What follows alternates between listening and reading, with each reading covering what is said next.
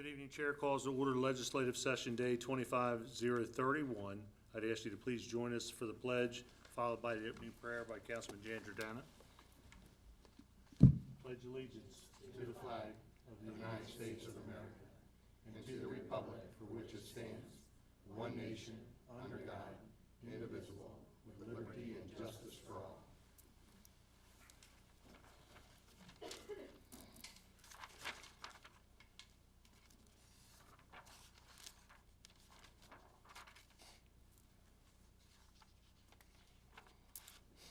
Hold on. Let us pray. Dear Lord, thank you for this, a day that we have. Every breath we take is a gift from you. Thank you, Lord, for no matter what we face, with your help, we'll be able to endure, overcome, and prevail. I thank you in advance for your strength and the energy that will sustain our days, your wisdom that will guide us, and your peace that will fill us. We ask all of these things in your name. Amen. Amen. Thank you, Councilman Riley. 5, consideration of petitions, applications, appointments, and nominations. Council appointment, Harford County Humane Society. Ms. Robert?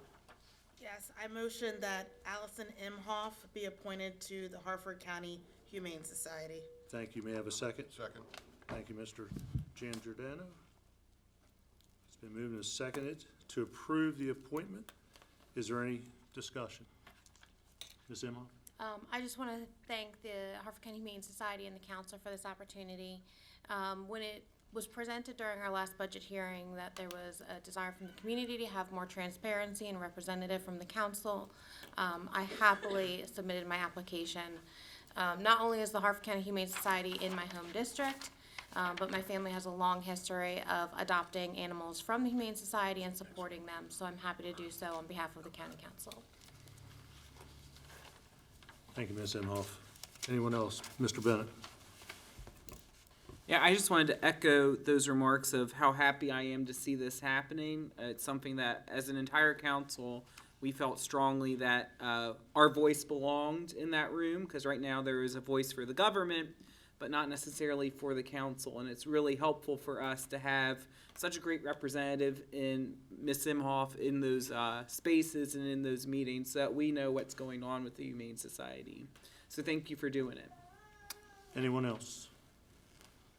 Ms. Dixon? Mr. President, Aye. Mrs. Robert, Aye. Mrs. Imhoff, Aye. Mr. Jan Giordano, Aye. Mr. Riley, Aye. Mrs. Bolsados, Aye. Mr. Bennett, Aye. There being 7 votes in the affirmative, 0 in the negative, the appointment is hereby approved. Executive appointments, Director of Procurement. May I have a motion, please? Council President, I move to approve the appointment of Spencer Eban. May I have a second? Second.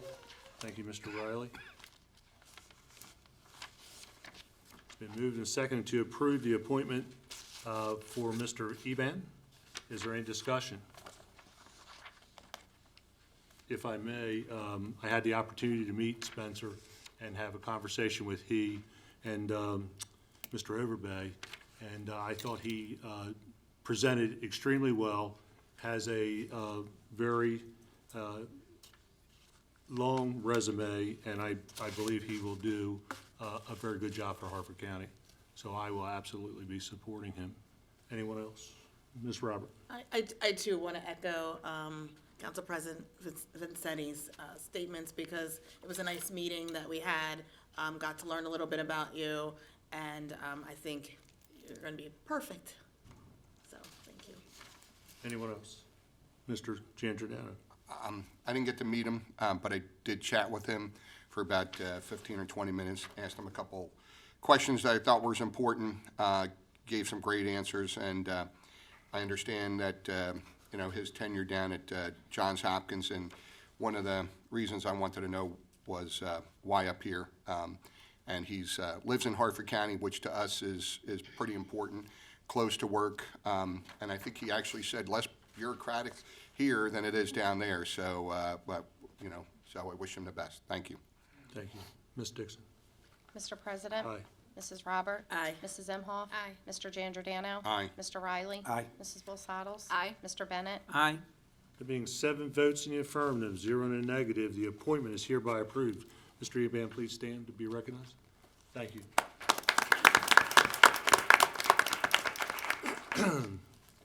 Citizens Nursing Home Board of Directors, may I have a motion, please? Council President, I move to approve the appointment of Mary R. Jones to the Citizens Care Nursing Home Board of Directors. Thank you. May I have a second? Second?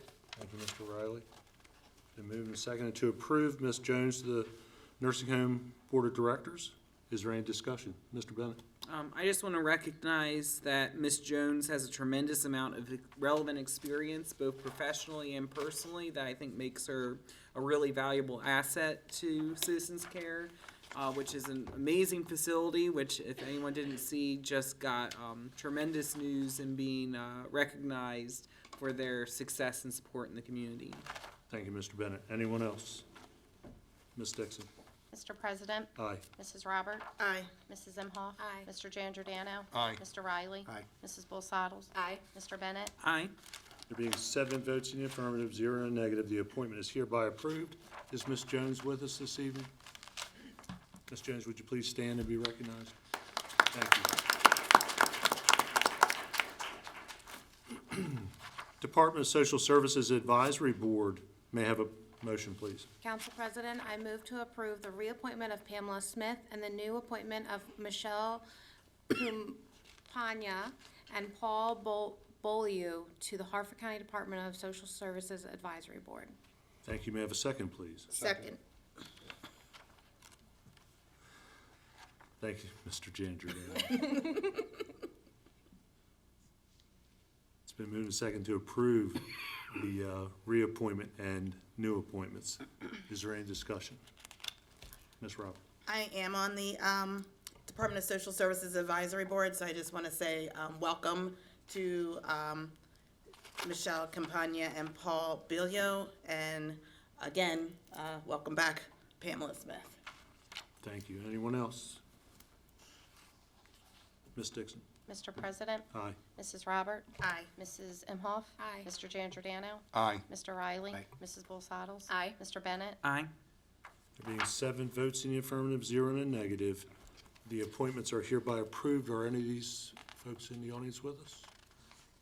Thank you, sir.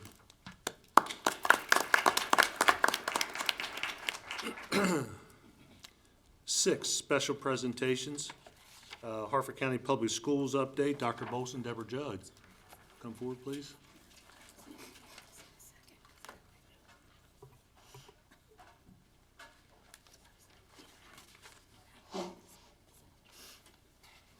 Eric? Yep. So first of all, let me thank you for coming. It's been quite some time, as we talked about, since you've been in the chambers to give us an update. And I know that we have a presentation from you that's associated with the budget process, and I'm glad to see that. Typically, council is not involved in the budget process to the very end. We are updated on some things, but I think it's very critical that the council be a part of this process, because we do have, mandated by the charter, the final approval authority on the budget. And so I'm glad that you're here this evening, but I also would like you to give us an update on some of the current issues that are being faced today. We're receiving emails, we're receiving calls, as you know, and council's concerned as everyone else, and I wanted you to have a minute or two, or whatever it takes to address these issues. Of course, absolutely. Well, thank you for having me tonight, or having us tonight. We have a lot to share with you, if for as long as your patience lasts. Good, you're here, we're good. Always much going on. I mean, I guess I would frame some of this in the fact that, you know, we're in election year, if you hadn't noticed, and everything seems to be turned up to 11 or 12, and a lot of targeted activity. And I think we've been experiencing that since the beginning of the school year, and it's been quite disruptive. That said, I think the latest issue you're referring to, and I know you've gotten calls about the last thing regarding hiring. I would say, I put a message out yesterday. I'm not sure how many of you have seen that. It went out on our social media. It went out to our entire staff. And, you know, when you have 6,000 humans working for you and you're trying to work with 37,000 other humans and all their families, there's always room for things to go a little bit sideways. We have very strong processes in place, but in this particular situation, it seems they failed one, over and over and over again. I guess what I would say, so there's been 2 personnel matters, and I think one of the things I put in my message is I don't comment on personnel matters, as you guys wouldn't either. And I also do not generally respond to social media attacks, but we do respond when there are issues that need to be addressed, and that's very much the case here. So, again, without using a lot of details, we've had 2 personnel matters that have gained a lot of attention recently. In the first one, I guess what I would say is the review revealed that while some people may question the decision to do what happened, everything was 100%, above board with regard to legal, following all the rules, policies of the state. And, unfortunately, that led to resignation once things changed in this person's legal status. In the second case that has gotten more attention, I think one of the interesting things is, and this is what comes from being under a microscope, yet again, I believe everything in this case. We've looked at all the decision points, and the decisions were all legal, but I would argue not necessarily correct, if that makes sense. And that's what I'm trying to sort out, how, at what point should we have better processes for introducing a different level of judgment. And I think that's what got lost here. And this isn't about making excuses, because this is something that's too important to make excuses around. But there is a consequence.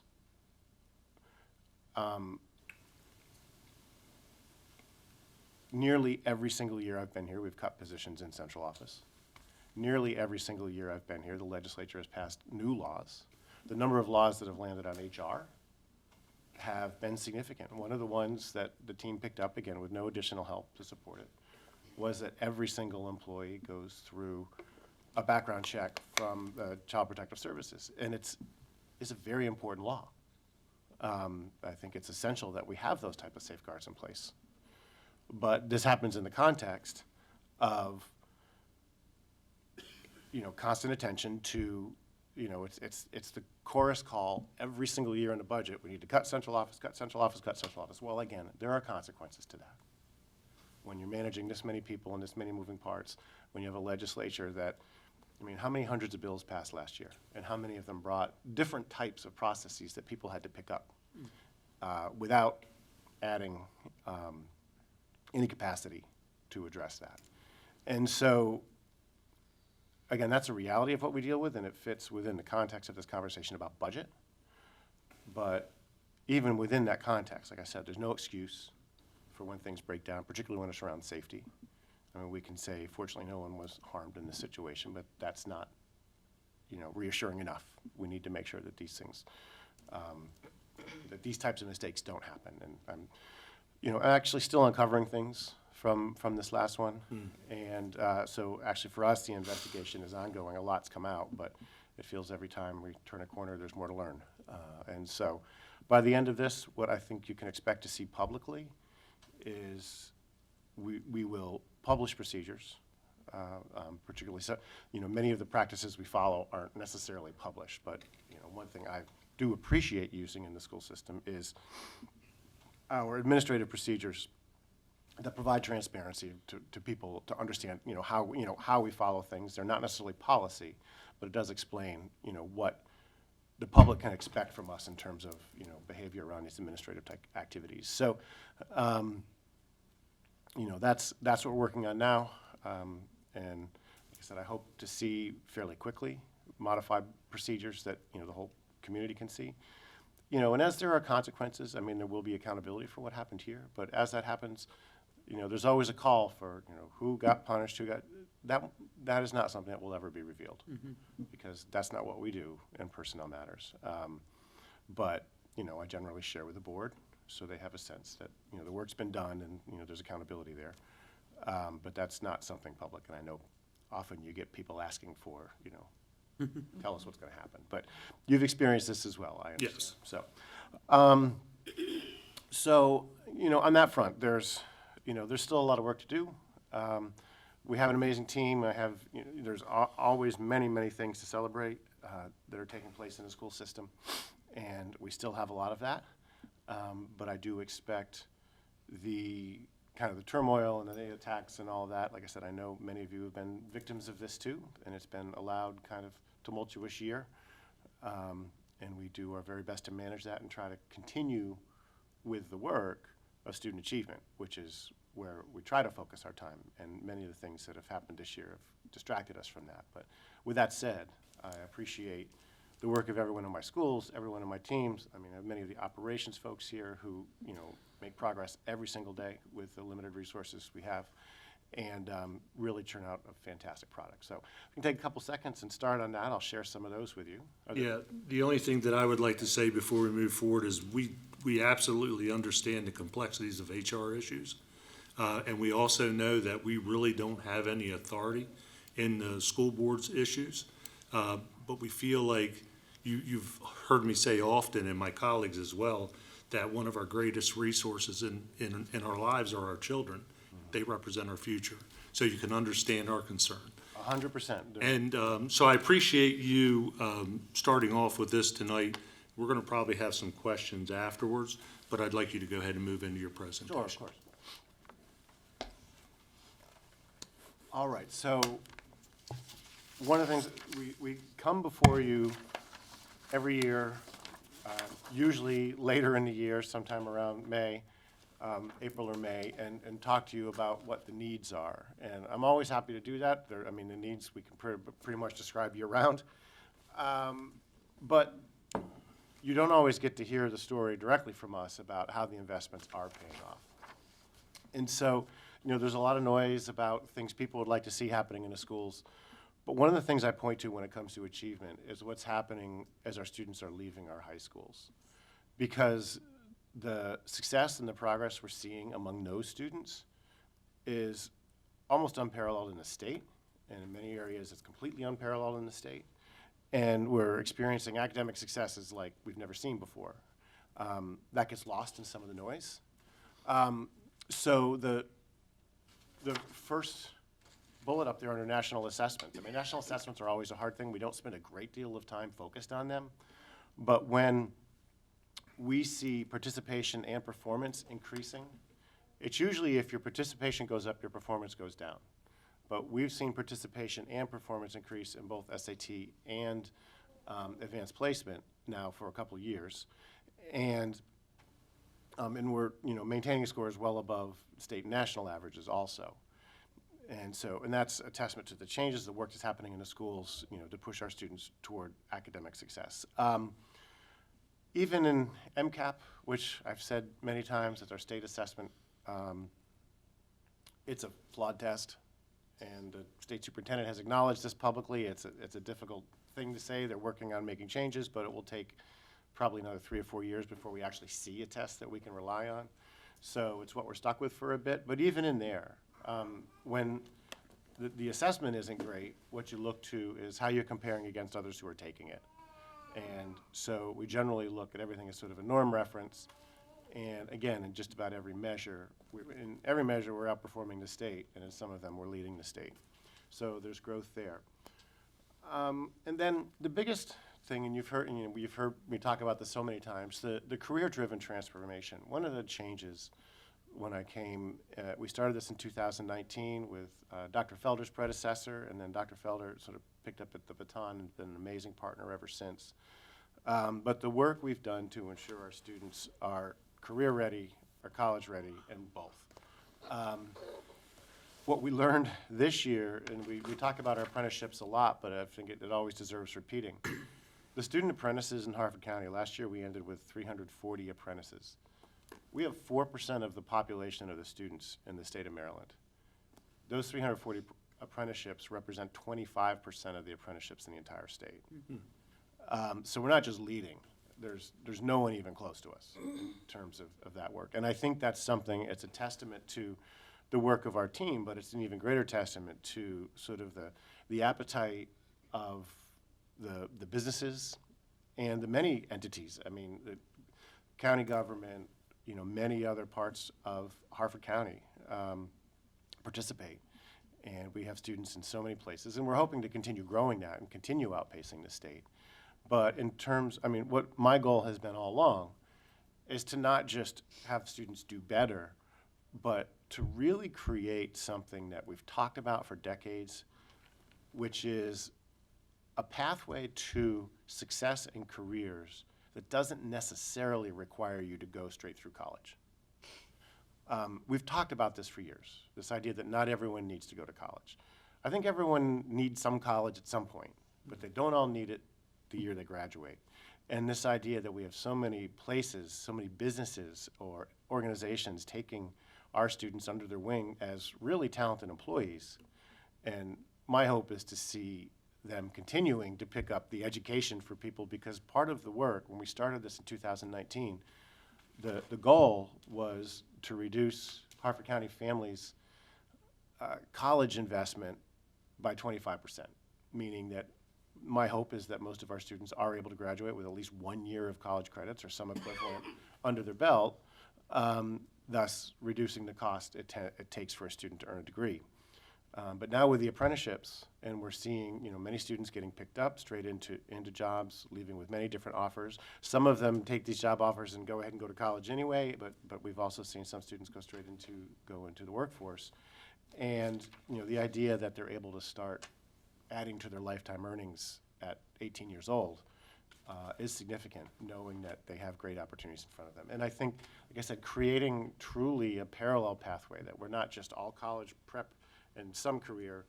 I really feel like there's some parity there, and that's something that has been a goal, and I feel like we're realizing that. And that has a lot to do with the work we've done in collaboration with so many people in this county. And it's a great testament to the entire county, not just to the work on our team. So,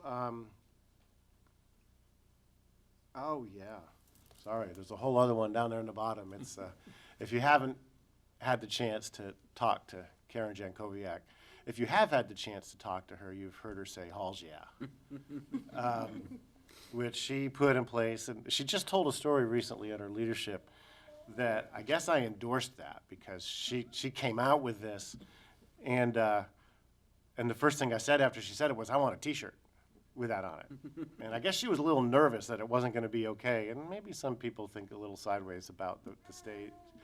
But I don't know how to express how big a deal this is. Hall's Crossroads, for my first 5 years here, was consistently the lowest or the next to the lowest performer on almost every measure of academic progress that we measure in our schools. And in just 3 years under her leadership, their growth has been amazing. And in many of the measures, they're moving up sort of to the middle of the pack in our schools, which is really unusual in schools with this level of poverty. And I can't diminish the work of all the people working in that school, but I think the leadership really makes a difference. Well, each year, there are 100 schools identified as national Title I schools of distinction, and 2 from each state. And this year, Hall's Crossroads was identified as one of those. And I had the opportunity, I had a school receive this honor when I was in North Carolina, and at the time I was new superintendent, I didn't fully understand just how big a deal it was until I was able to go to the celebration and just see that this is significant work.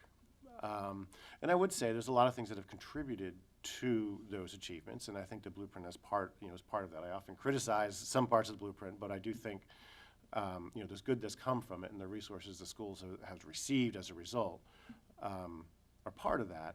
But like I said, amazing leadership. I hope to scale that as best I can, but she is a pretty unique leader, and so we're super, super proud of them.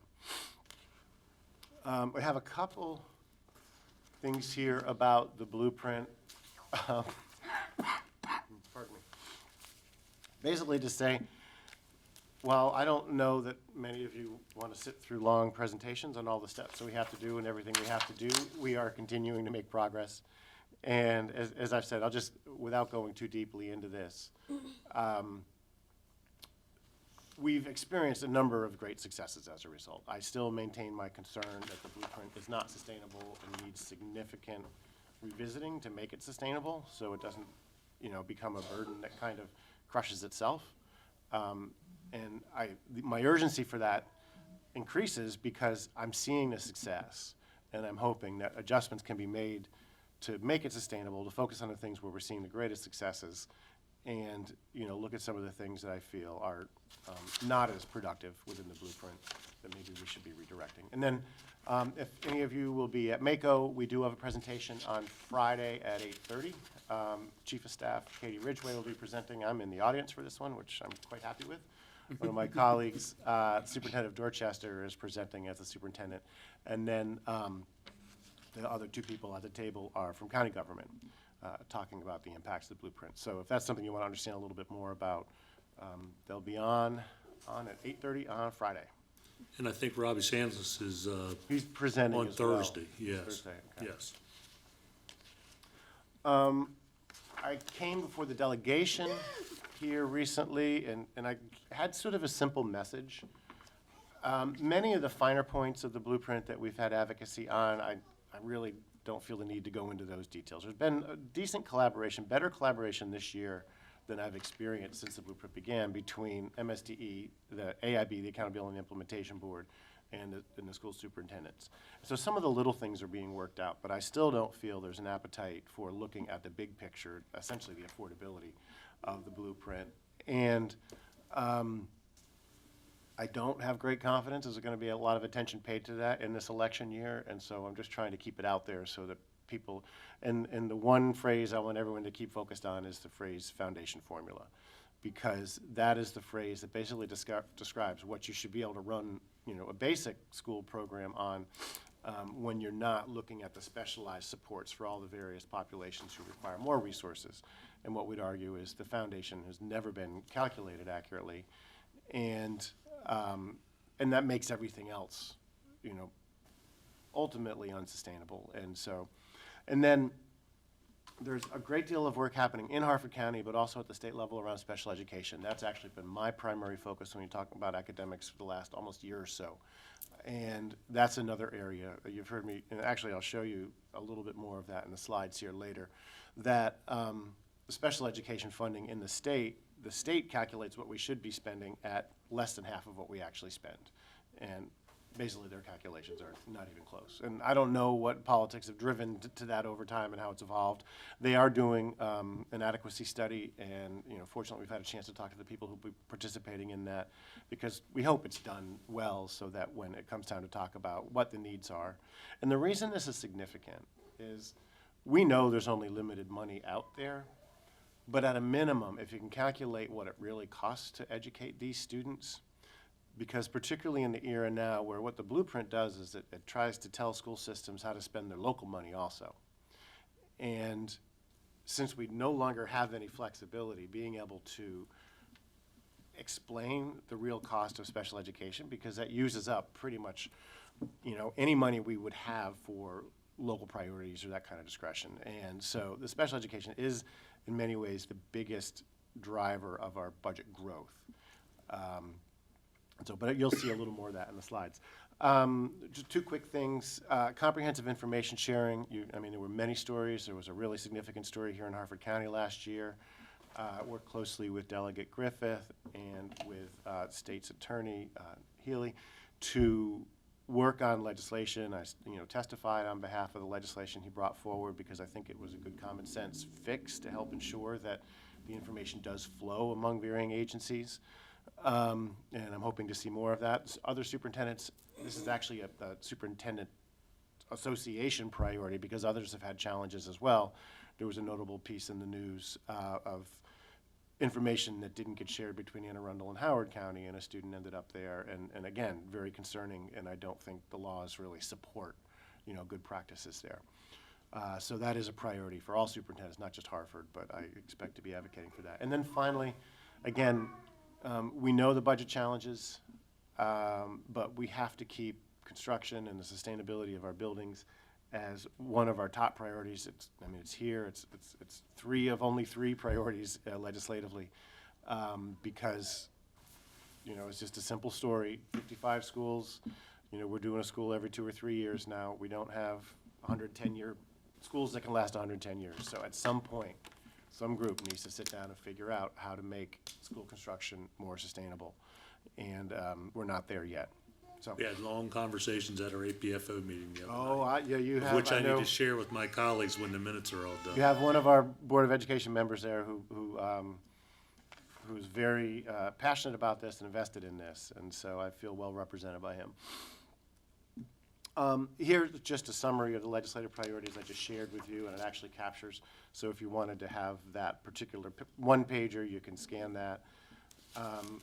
And then, so I'll get into, the next few slides are the slides we've shared at our community budget meetings. So I want to, you know, be able to share those with you. And they're all very big picture, but, you know, if you want to get into more detail, just ask the questions. The board's broad priorities, academic achievement with focus on math, reading, and language arts, that is a full-time job for us. Again, as I said, my focus has been to work through special education, but my belief is if I can raise the performance of the students in special education, every other student will benefit also, and I think, so that's the strategy we're taking there. Improve school environments with an emphasis on attendance and safety. If I could speak to the many safety investments that have been made, you know, there are always anecdotes, and, you know, shared this, it's hard to argue with an anecdote, but last year, if you look at fights, disruptions, those sorts of things, they were all down by over 30% in our schools. And that's the first time we've seen a dip like that in a very, very long time. One of the things I would attribute that to is the cell phone policy, which, again, I was a little skeptical at first of the cell phone policy, but I'm a firm believer now, having seen the results. And even the occasional student will say they appreciate it. It's still rare, but they'll acknowledge that they're more tuned in and their colleagues are more tuned in school. And I think some of the disruptions that cell phones, particularly social media, brings in the school setting are the reasons we've seen fewer fights, that those conflicts aren't occurring all through the day and, you know, bubbling over into incidents in the hallway between school or between classes and that kind of thing. So, and then on attendance, in fact, when you look at the work that happened at Hall's Crossroads, that was her first priority. And this idea of improving chronic absenteeism is something that all of our schools have worked on. Again, our growth, our improvement in that area far exceeds the average in the state. And this is a nationwide phenomenon, essentially a nationwide crisis. I've been to many presentations about this, and there's a nationwide initiative to reduce chronic absenteeism by 50% in the next 5 years. I would say we are already ahead of that schedule. But that being said, attendance is still a huge driver of student achievement, and we still have students who we are struggling with there. And that's a place where we need a lot more support and connection with the parents, and that's part of what we spend our time doing. And then finally, increasing community, parent, and guardian trust through partnership and transparency. We're constantly looking at different ways to make information available to people, and I think whenever, you know, really good suggestions come along, we do that. We are working on a curriculum transparency project. We currently, every family in Harford County has access to the entire coursework that their children are taking. So they can look and they can see everything that's in the curriculum through the Canvas platform. But what we're doing is we actually wanted to design a website that's far more user-friendly than what we currently have, so that people can not only look at what their students are in now, but they can look forward to courses they might be interested in taking and be able to see a lot more. But that's not something we're able to do generally through our Canvas platform, so we're building that separately as a website. But I think that will be something that, again, the goal is transparency. I mean, there's a lot of accusations about what's in our curriculum and what isn't, and what we're trying to do there, but you know, anytime someone can come in and see and ask questions, it's just we don't have a tool that makes it easy to dig into it. And so that's what we're working on right now. We hope to have that by the spring. So, budget. You've seen these sorts of numbers many times. Our state revenue for this current year, $320 million, $321 million. We broke the local revenue into two pieces. The local revenue, which is the blueprint share, was $261 million, And with that said, maintenance of effort in Harford County is still actually above the blueprint share. That's not the case in every district, but for us, so we still have a little bit of space between maintenance of effort and local share, and for us, that's about $86 million. And then restricted and other revenue sources, there's about $50 million there. That's a wide range of things. We can keep rolling.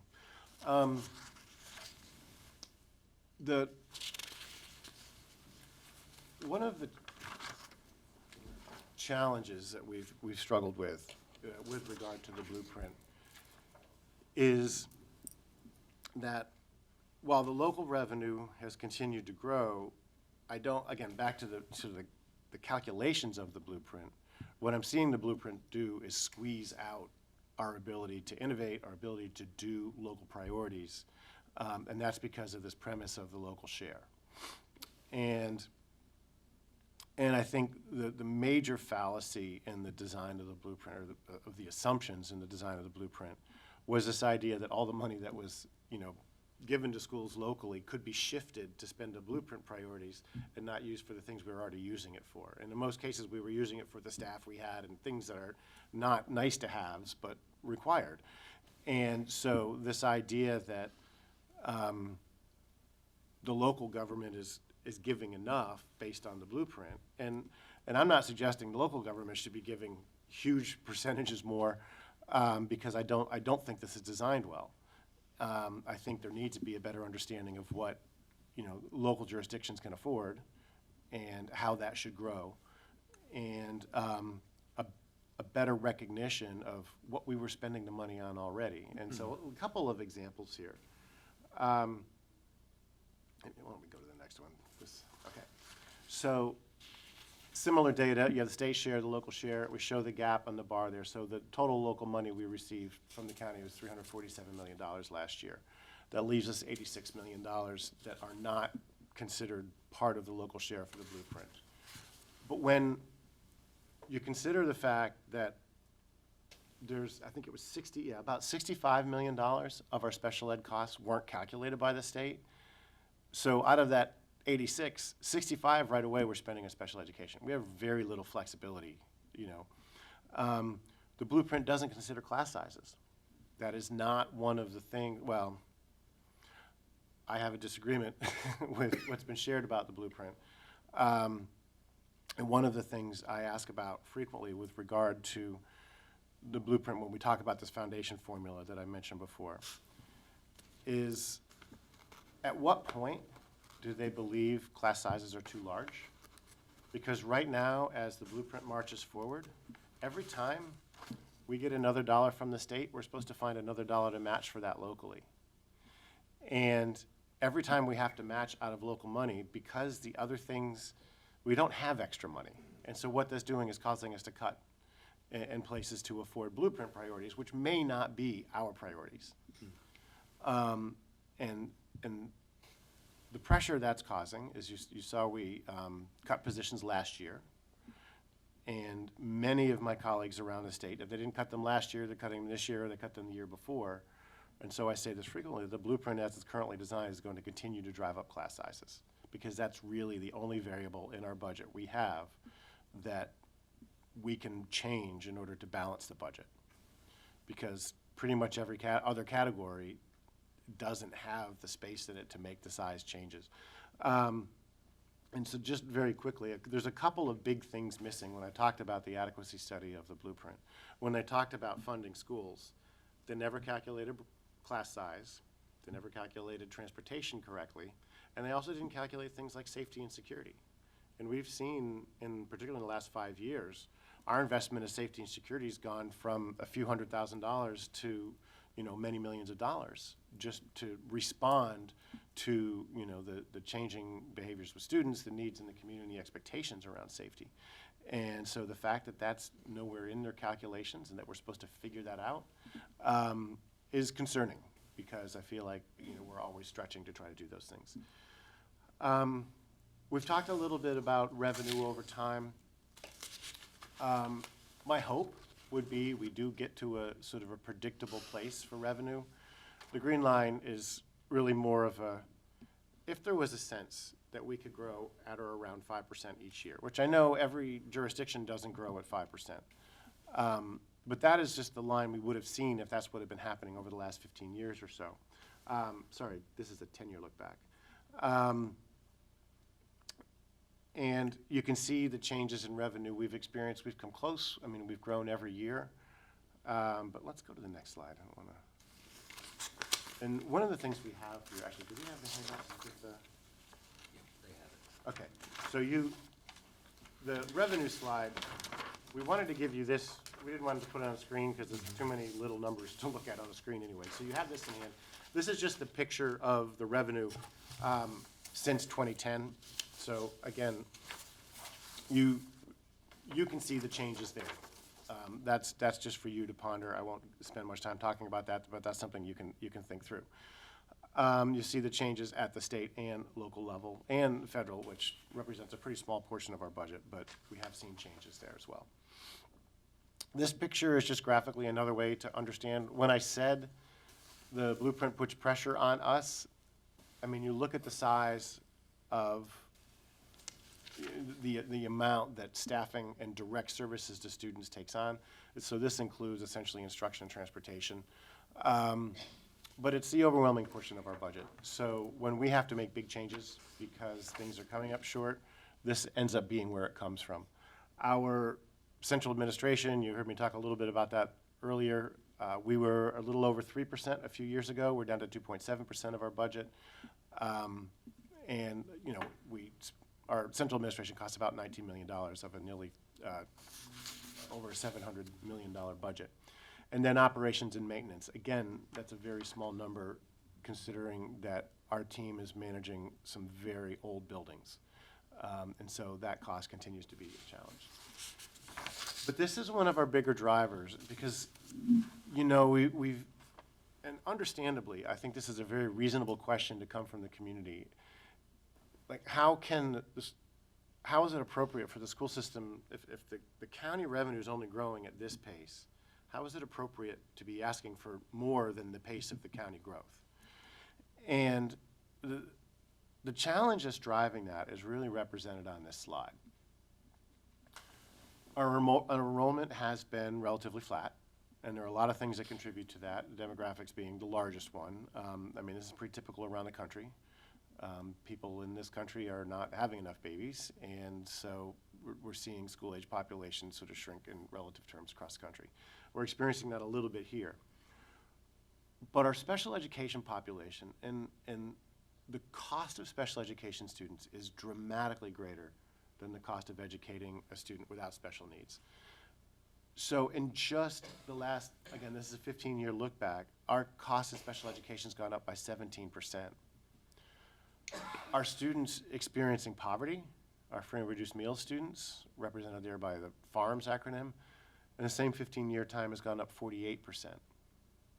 And while it's still a very small population, our English language learners, that group's grown by 139%. So while our overall enrollment is remaining fairly flat, the percentage of students we're educating in Harford County who have far greater needs and ultimately require far greater resources has been growing, and essentially outpacing, you know, the growth we're seeing in other places. And so that really drives the challenge we have with sustaining costs as the cost of the students we're serving is getting greater. I won't talk too much about this. Basically, we use this slide just to say whenever if we have to cut, if we have to make cuts, it's almost always in terms of people. And then, well, we don't always cut teachers. When we cut last year, it wasn't exclusively teachers, but it is our biggest group. And so it's just an easy thing for people to remember. If we need to cut $1 million, it's 9 to 10 teachers is usually what cutting $1 million equals in the school system.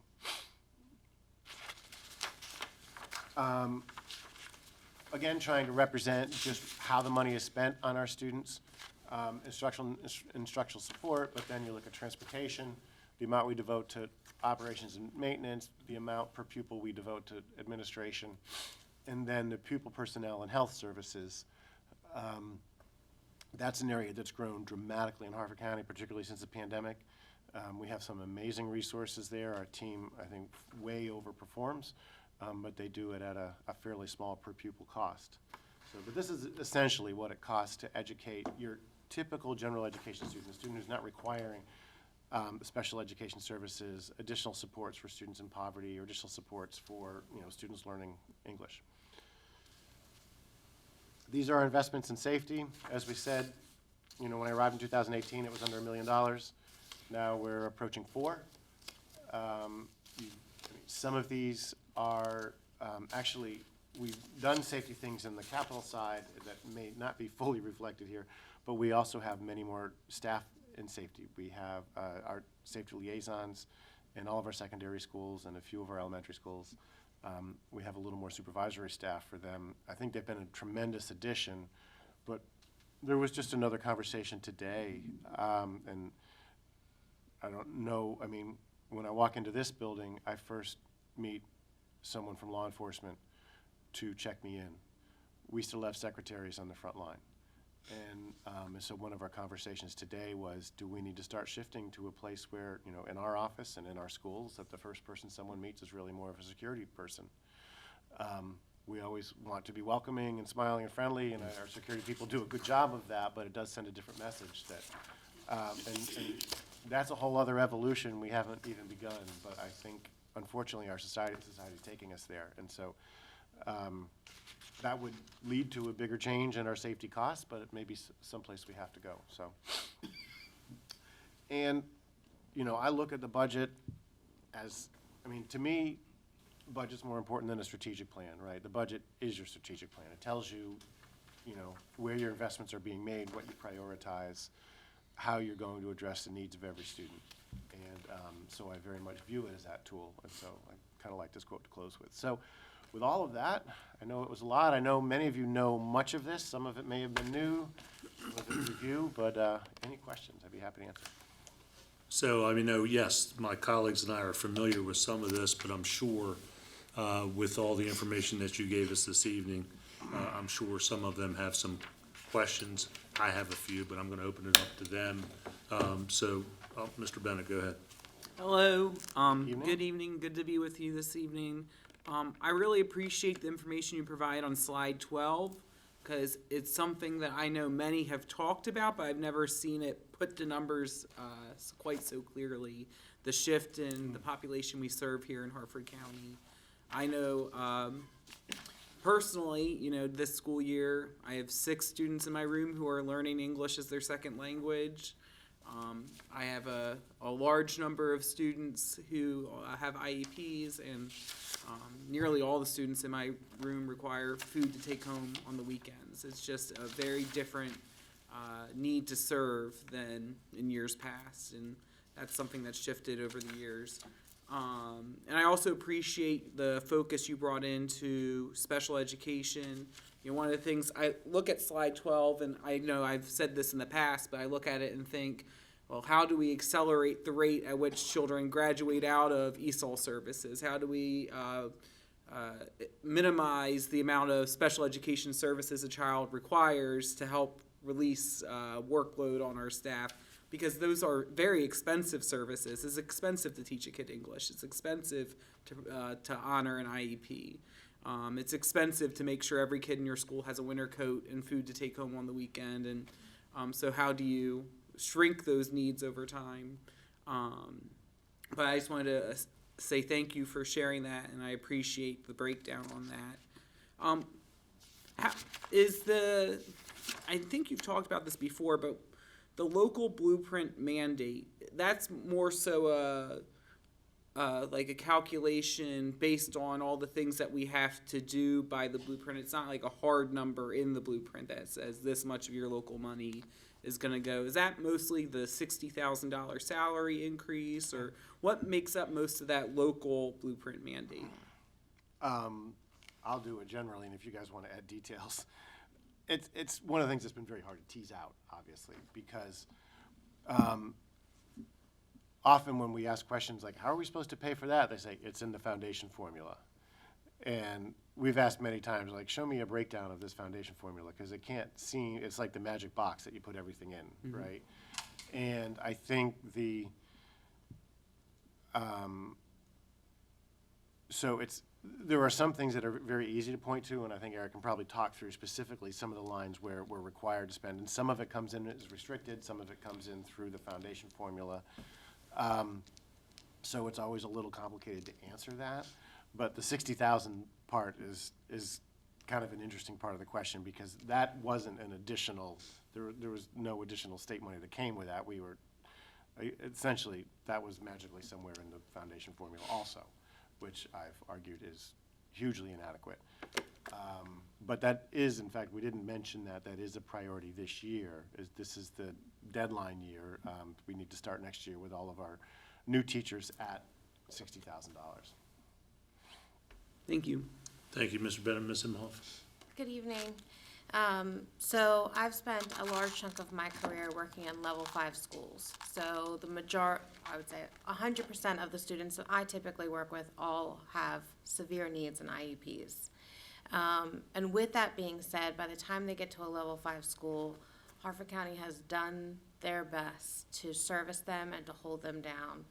And I can guarantee you that there's not a single one of those 6,151 students that has ever come to special education services and people didn't think they needed it. If anything, there was a delay or an unmet need that the home school tried their best to try to get those services met. For those of you who don't know, level 5 students are students who, due to behavioral or emotional needs or IEP needs, are not able to be schooled in regular public school settings. So we have a lot of families that are in chaos. And Harford County does a really good job at trying to keep it together and keep those kids in public schools. But there's not a single one of the schools that I'm in that doesn't have a wait list. I know, that's been a challenge, because the needs for the students with the greatest needs, I mean, the demand is not met right now. Now, sort of connecting back to what Mr. Bennett said, as I'm thinking about the special education work, and it had a lot to do with what I thought he was actually going here with this, but detoured on me. The more we look into this, actually, the greater priority in improving special education outcomes is going to be what we're doing in the general education setting. And so it's the kindergarten, first grade, second grade, and we really need to have a focus there. I do believe we have some students, because one of the challenges we're having is we've had so many students who come to us having experienced different types of trauma. Many of those students present like special needs students, but they don't have the same sort of traditional disability that special education is designed to meet. And in fact, with the right supports, they, could be successful possibly without an IEP. But one of the things I keep saying is the way the special ed budget is growing, the way the pressure the blueprint's putting out, like sort of, it's kind of squeezing out the resources we have to do the extra help to be more proactive. And so what I'm looking at with special education, and this is something that, we have a lot more thinking to do to get the plan right, but we need to break the cycle. And the way to do that will actually start by shifting greater resources into K-2 to make sure that our students are learning to read. Because that's the place where I think special ed is struggling the most, is getting those results. And again, this has been a full-time project for me, and we are in the kind of late stages of data collection and working toward releasing a plan. But more to follow on that. Well, as a sibling of someone who attended Harford County Public Schools Special Education Services, and this was a while ago, but we've seen the progress. And so I just want to say thank you for the attention to that. I do have a couple of questions in regards to the first topic that you guys did talk about. In a weird coincidence, I did a brief support time doing HR for a school system. So of your 6,000 employees, how many people do you have screening the CGIS notifications? Essentially, we have one person, they all come through. And then, again, it's a very small team that's down there that might look at this. So, but we have one entry point, one person who does all of the intakes and then sends off the materials. And then that person reviews them initially. If there's any questions, it kind of goes up the chain to someone. So with that being said, in our society, someone is innocent until proven guilty. What are the parameters and what is Harford County Public Schools policy when, let's say, a CGIS charge comes through, someone has been charged with, let's say, a DUI? Is there an immediate response to certain charges? Or are some charges pass? Are some non-negotiable? Like, what is? There's a big difference between misdemeanor and felony, and that's really the biggest distinction. And I think practice here has been, if they're misdemeanors, rarely do they prevent someone from Fulfilling being their job employed or duty. continuing employment, right? You know, we do have circumstances, I mean, and the challenge is, you know, these infractions, sorry, I'm not in the mic here. These infractions take such a wide range, and so this is the place where, like, as I said at the beginning, the law was followed, but in the second case that's been, because I've yet to find any specific place where we didn't follow the law. But when you look at the totality of the information, my belief is there should have been multiple points at which we looked at that and said, this is different. You know, and so it's hard when you have processes that are designed to be, you know, this, you know, it's definitely this way or definitely this way. We have to figure out where the judgment comes in. And that's when things go up the line a bit. I mean, that's also what I talk to principals about. You know, one of the things I said, you know, principals aren't hired, you know, school leaders aren't hired just to follow a list, right? They're mostly hired. The most important part of what they do is when they apply their judgment, which means that in unpredictable circumstances, you need to be able to do that. It's a hard thing to train. But frankly, as I'm learning more about what happened in this particular case, that's more the issue I'm confronting than specific rules being broken. But that said, there's still many more details that I'm not going into too deeply. That's fair. I also, as a parent of two Harford County Public School students, I do want to give your guys' IT team a shout out because many of us parents have struggled with the parent database, especially when teachers get announced. But it doesn't matter if it's after hours, if it's the weekend. I don't think I've ever waited more than 2 hours for a response or a reset to my account. So I want to give them a shout out because they deserve it. Well, thank you. Yeah, that's, I do lock myself out. That's all I have. Thank you. Thank you, Ms. Imhoff. Ms. Robert? Yes, thank you. And I'm glad my colleagues have asked about the special education because that was one of the things I was wanting to know about too. And I think starting it earlier with kids K to 2, like real second grade, kind of looking more deeply at those children, because I accept kids as young as 4 as a therapist, and I tell parents first off the bat, you need a speech therapist, you need this, that, and that's a 5-minute assessment as they walk in my door. So I think the earlier the better for sure. But I did want to ask you a question about the chronic absenteeism. And do you have a percentage of what you're seeing with that? It was one of my questions. I don't know it offhand. I'd have to give you that. Mr. Hennigan Okay. tracks that, and he actually leads the team has a plan for continuing to reduce it, but I don't remember the numbers. Okay, and because I'm curious, because I have had quite a few through my career. A lot of the kids that I know that refuse to go to school have significant anxiety issues, where parents are like, I can't get them out the door. And so I'm wondering if there's been conversation about, increasing some of that mental health component again in the schools to kind of, I know some of my parents of my clients have got the kid to the school, and I got a social worker at the school talking the child into the school. And so I'm wondering if you guys can look at that a little bit more, because especially since COVID, I've seen it uptick a lot. So we have more than most, and in fact, many of my colleagues are shocked to hear that we also have private providers, and in many cases, more than one private provider in every single one of our schools. And that was something that Mr. Hennigan led, actually, prior to my arrival, and it's something that's grown since we got here.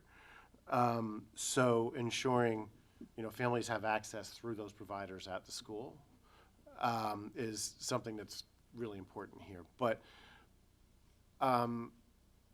we've been fortunate through this is one of the one of the things in the blueprint, interestingly, that's been most successful is the part that the state pays for 100%, not the part that expects us to figure out how to squeeze. And that's the community schools.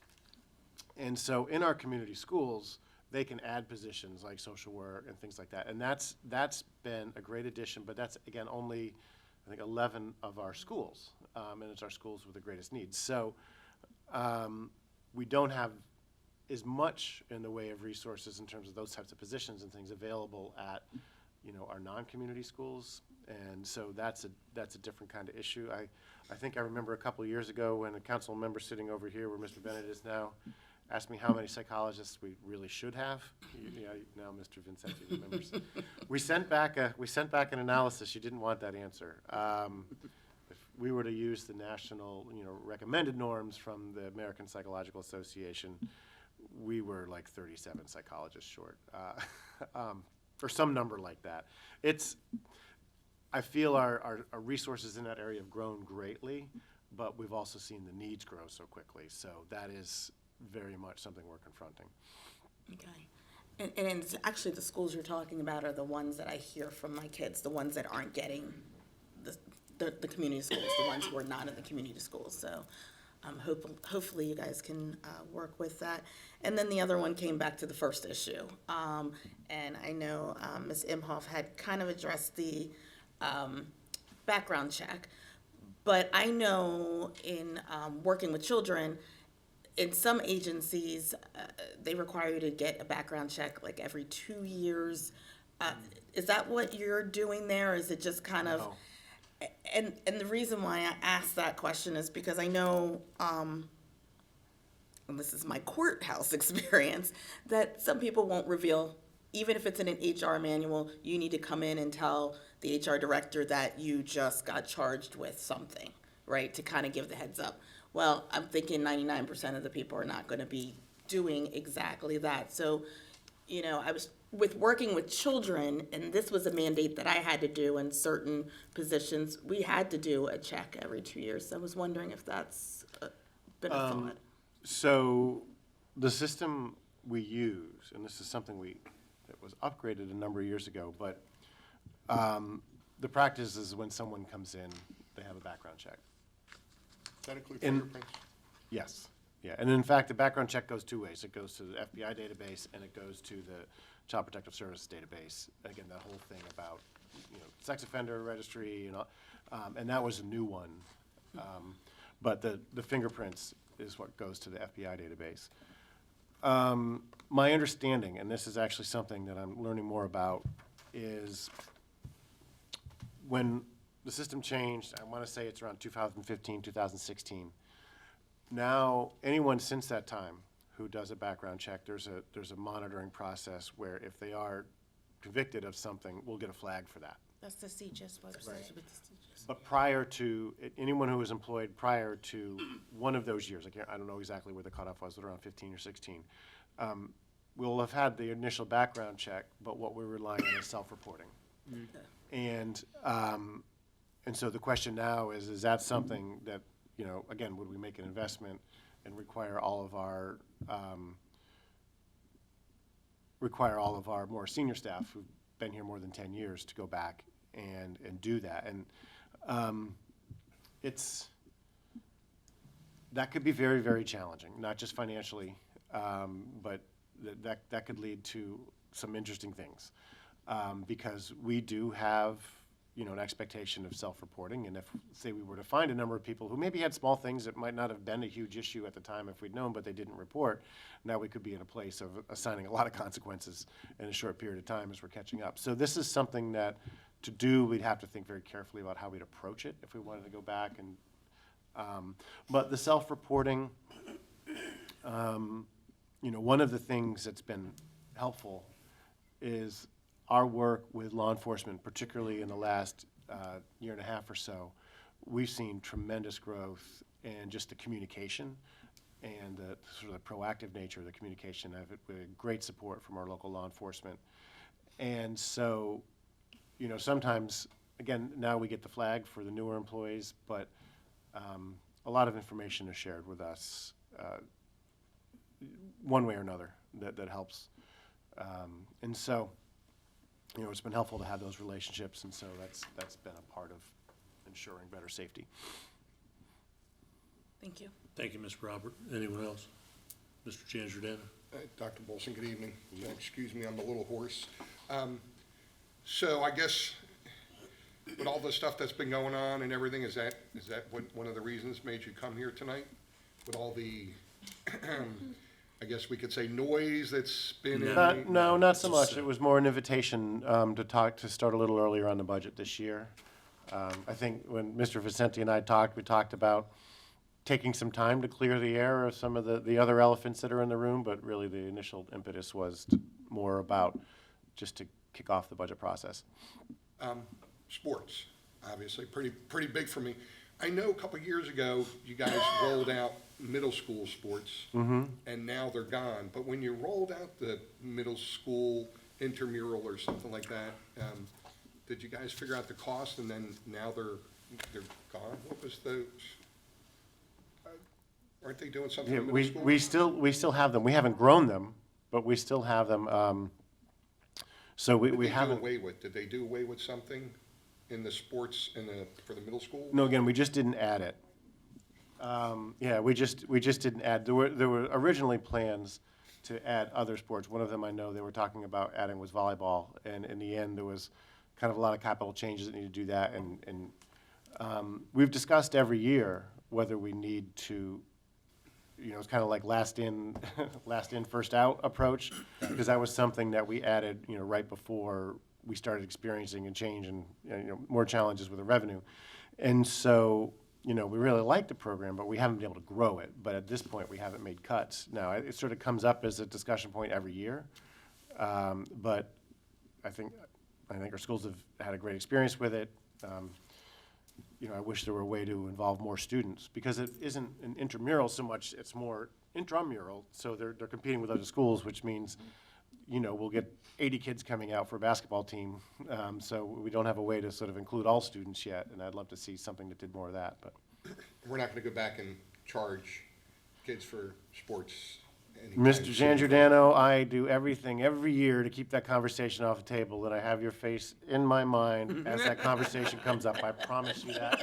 God, that's I a don't terrible want vision. You said you have his face? Hey, it's what we deal with, but I appreciate that. yeah, and we don't want to do that. We do not need to start charging. I mean, it's in addition to the fact that it just doesn't fit with the overall values of public school. It's a huge logistical challenge that just isn't really that productive for us, and so we'd like to not go there. And frankly, your attention to this early on helped us come to the right place. So, and stay in that right place. I appreciate that. Thank you. Thank you. Thank you, Mr. Giangiordano. and Ms. Solis. Thank you. Thank you for being here this evening. Just a quick question with regards to the budget. With the lower fuel costs that we're seeing, is there any plan for allocating that additional money? I'll bet I can let Ms. Judd answer that one. Here.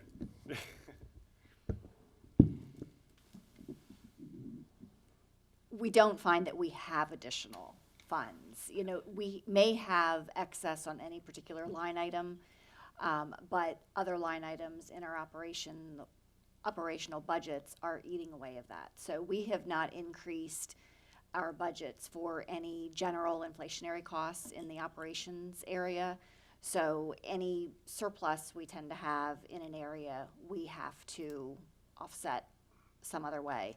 Mr. Clark can probably talk to some of the specifics with utilities and fuel because he tracks all that and proposes our increases or, I hate to say there's been no decreases. Right, okay. They just haven't grown. To balance the budget the last few years, we've had to keep it very tight and not grown some of those areas. So all the places we've seen operational costs go up, we've held a line, and so we've been a little short in most of them.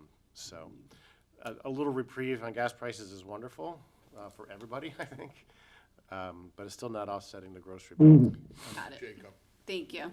Really, heating oil and diesel is where we would see a significant savings because of the transportation, our buses using diesel, and then our schools that are heated with fuel.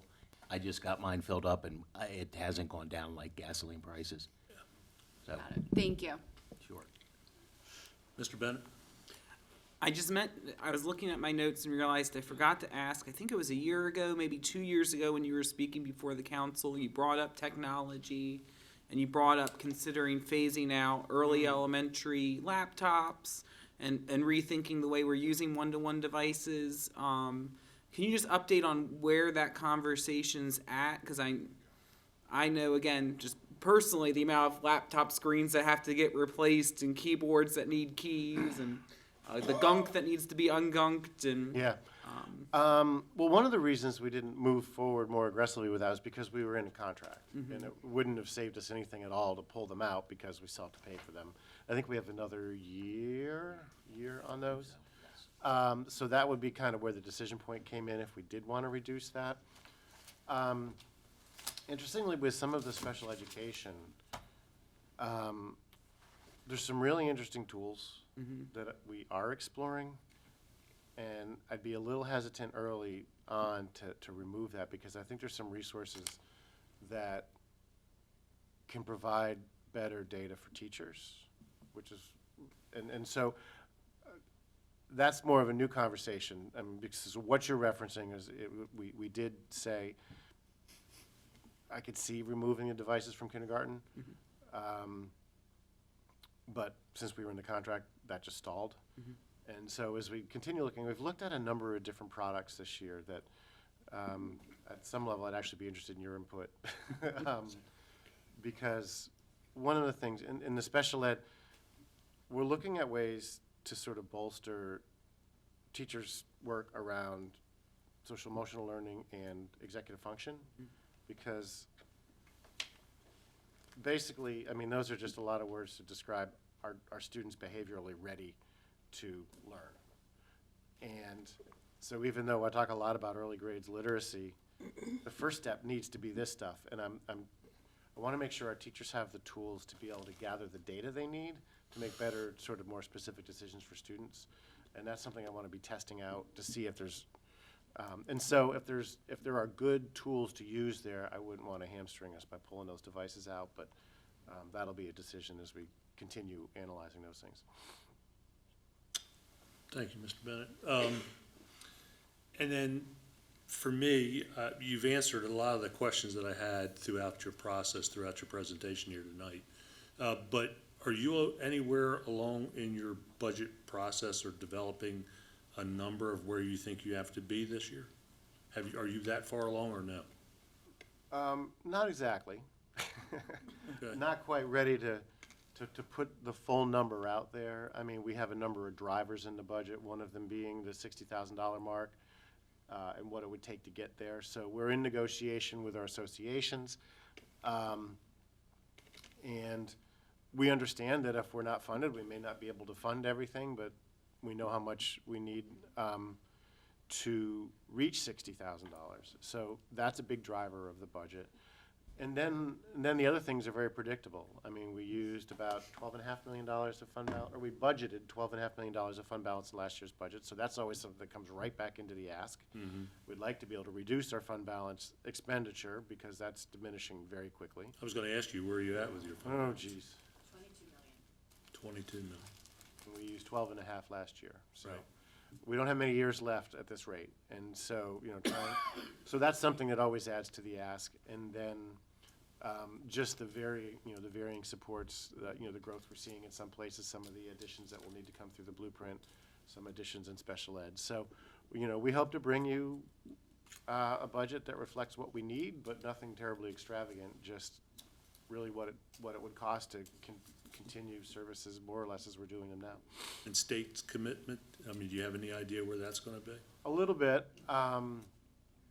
that it's still growing. I mean, because basically the state is still using what they call the money from the Blueprint Trust Fund. And so they're still sort of just funding. They haven't made major changes to that. So we can, you know, Eric has already sort of preliminarily calculated what he thinks the increase from the state will be. And that will change as the state sort of relooks at things and as they go through their budget process. But we're expecting some increase there. I just don't expect to be quite as generous as we've seen in some other years. Every time you mention the word blueprint, I continue to go back to Councilman Bennett down at Mako challenging Dr. Kerwin on the success of Blueprint.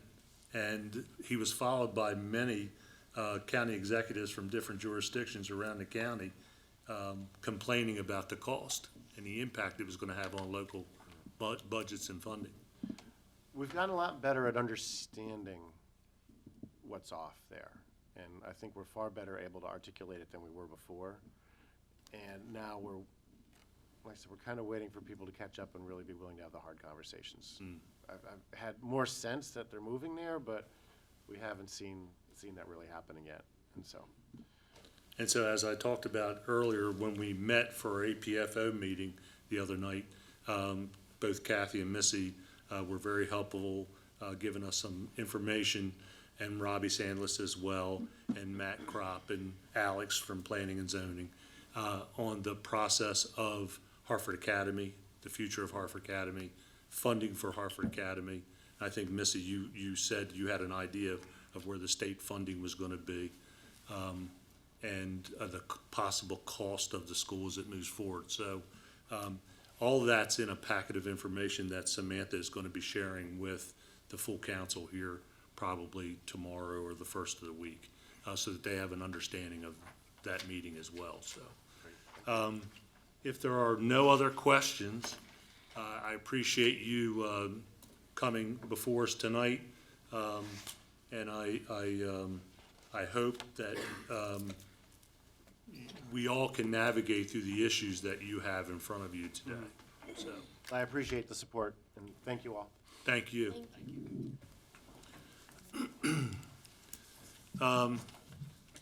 Next, we have our financial statement audit report from our outside agency, Clifton Larson Allen. Bill Early. Now, see, as I said earlier, Bill, you're probably wishing I'd have moved you up front. He didn't hear me.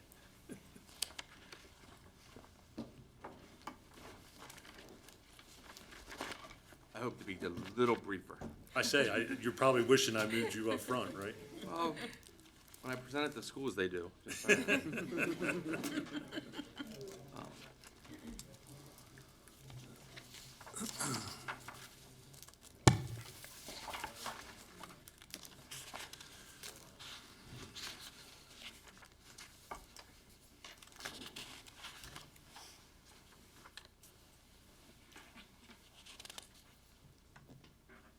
All right, so thank you for having me tonight. Bill Early with CLA. We are the outside audit firm contracted to do the annual audit of the financial statements. We are selected through an RFP process every 5 years. We're in the middle of that contract now. So thank you all for taking the time to listen to the results of the audit. I think you'll be relatively pleased with the results. The financial statements are the responsibility of management. Robbie Sandless, Rick Pernis are who we work with over at management. They do, the 100 and some page document is their responsibility. We have 3 pages we contribute to it. I like to say I think they're the most important 3 pages in it, if they give our opinion. But again, they put the numbers together. So I'm not going to walk through numbers tonight. I'm more here to go over the actual results of the procedures we performed.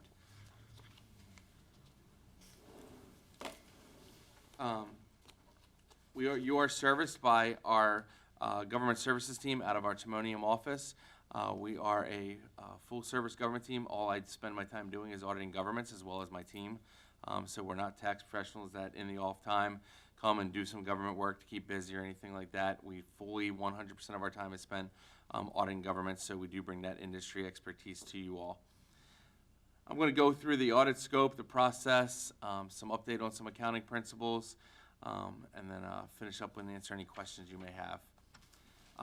We were contracted to do the audit of the June 30th, 2025 financial statements. That includes the county financial statements as well as the 911 trust fund that's required by the state. The single audit, which is the audit of the federal awards, which I'll talk about. We issue a report on internal control over financial reporting and compliance. We issue a letter to you all as governance that discusses the key components of our audit. We do agreed upon procedures over the landfill that's required by the state. You're required to file the uniform financial report that's completed by Rick Pernis's team. We do certify it, that was submitted to the state. And then housing, HUD requires you to submit a REAC by March 31st of every year, so that is in process. For the single audit, the audit of federal awards, each year, this year, the two programs that were selected, they're on a rotating basis. This year, we are looking at the federal transit and the highway planning and construction audits. The single audit, typically, when I sit here and present to you this time of year, has been issued. It has not been issued this year because the draft came out in the spring by OMB of the federal government. They issue it every year. However, it came out in draft form. Then, due to the change in administration, they thought they were going to want to change some parts of it. Lo and behold, it didn't come out by September, and then we had a federal government shutdown.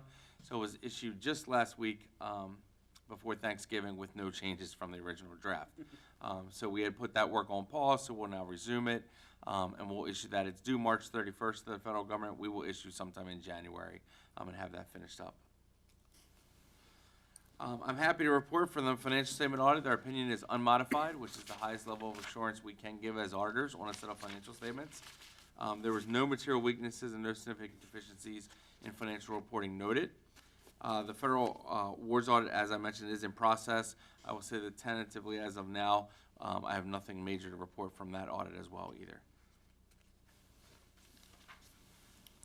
My required communication to you all as council.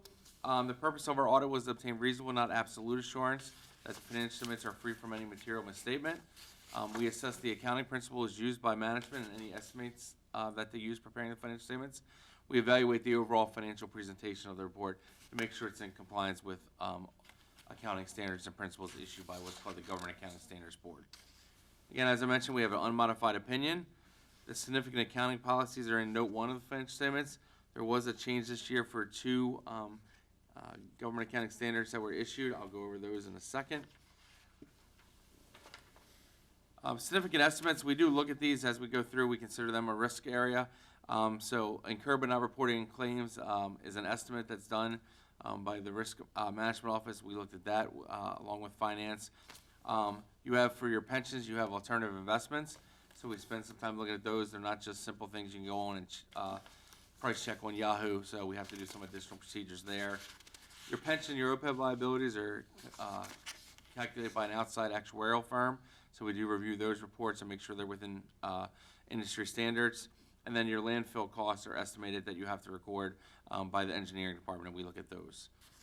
We had no uncorrected misstatements, no corrected misstatements. There was no disagreements with management. They were very cooperative, very professional during the audit process. They did not consult with any other accountants, and there was no issues prior to us being retained as the auditors as we are under a procurement contract. As I mentioned, there was two new accounting policies this year that you had to, the county had to implement. One was GASB 101 on compensated absences. You were doing some of this. What it tweaked was in the past, you only really had to record the liability for any payout you were going to give. So as somebody retired, if they had sick leave or vacation leave that you were going to be paying out, that estimate had to be done and booked now.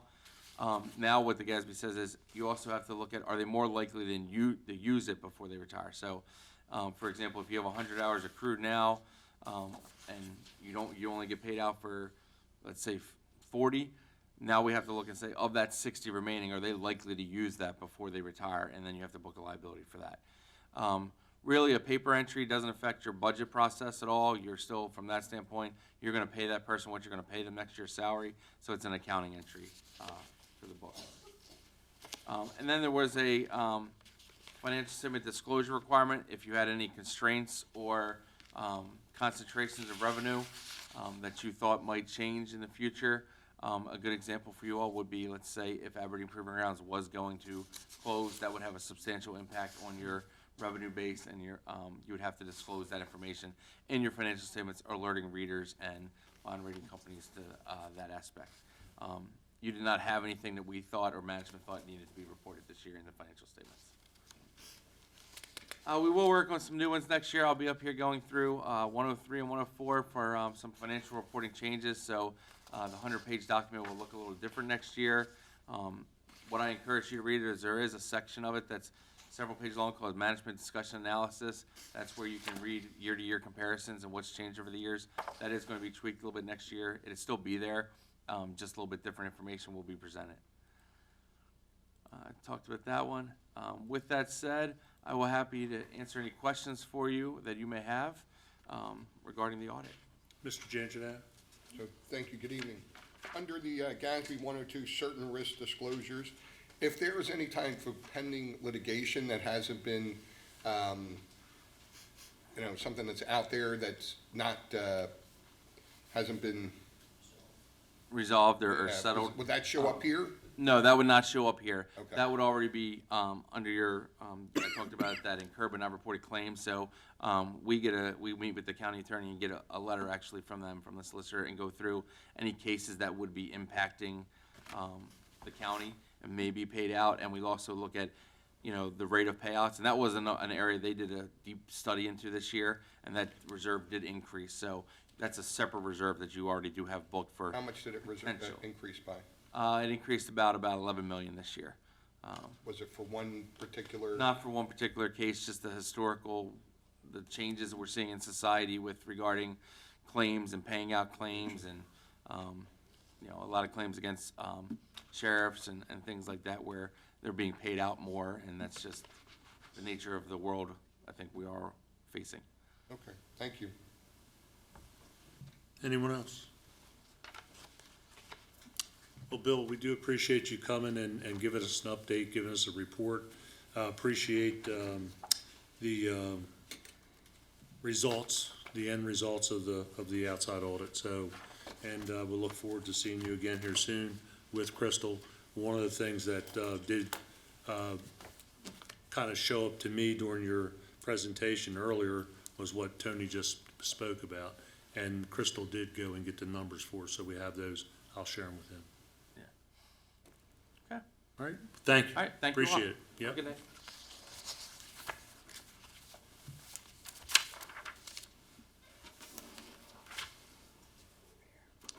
Next, Office of Community Service, update on freezing weather plan, sheltered, unsheltered individuals.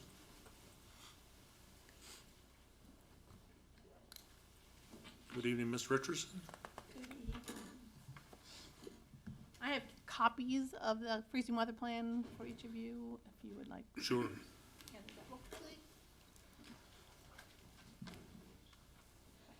Thank you. Living document. Thank you.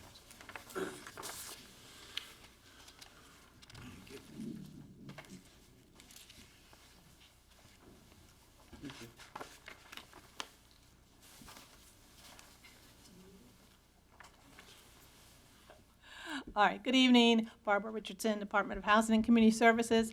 I also have with me Grant Specialist Len Basha and Southern County Task Force Administrator Rob Wagner. Both of these gentlemen work closely with our freezing weather partners, so they're here to answer any questions that I might not be able to answer. So the freezing weather plan is a document developed each year by the local homeless coalition lead agency.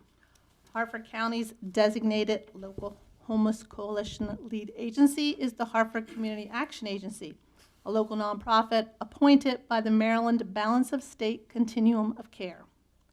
The Harford County Community Action Agency presented the freezing weather plan that you have before you to the local homeless coalition at last week's bi-monthly meeting.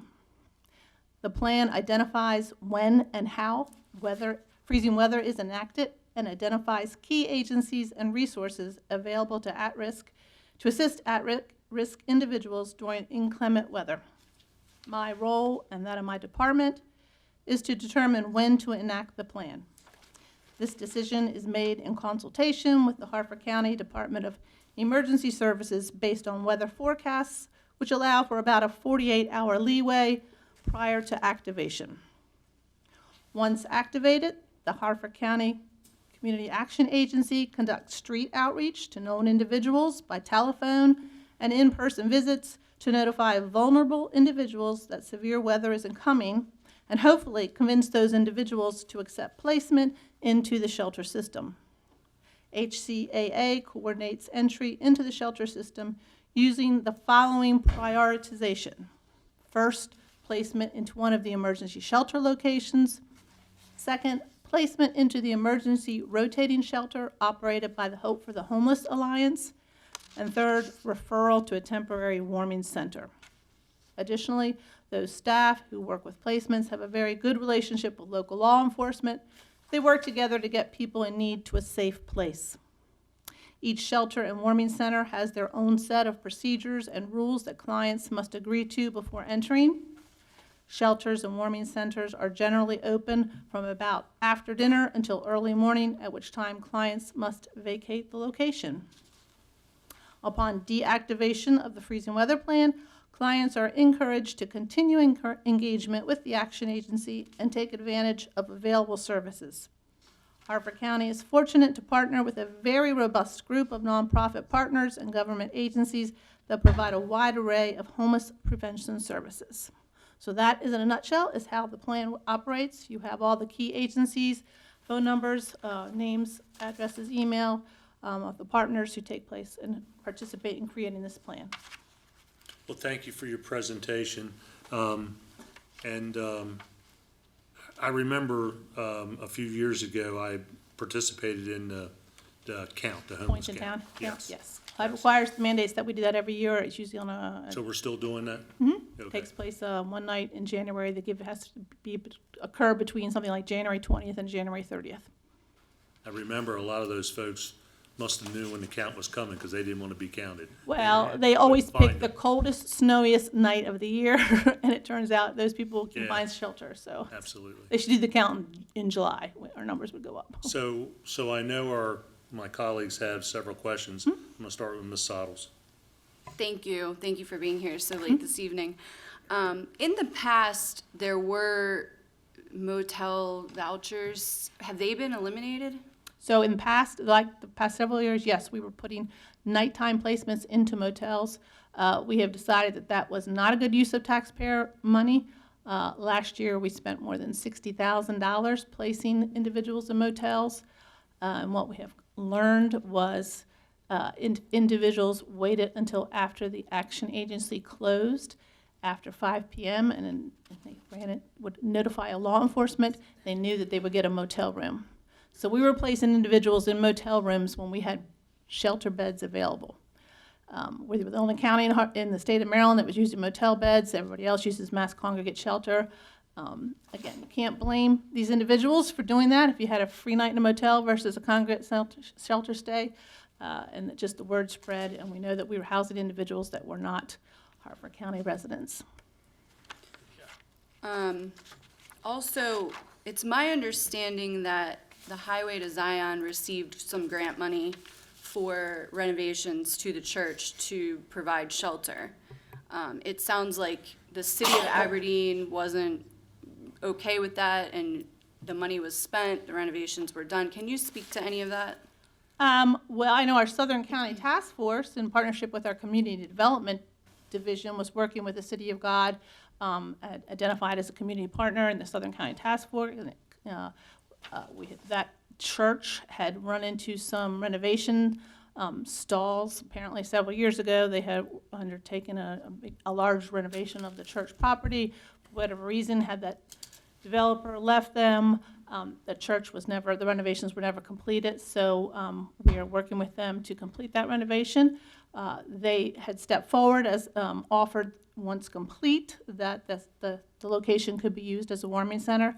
It's my understanding that at this time, they haven't quite secured all necessary licenses to operate.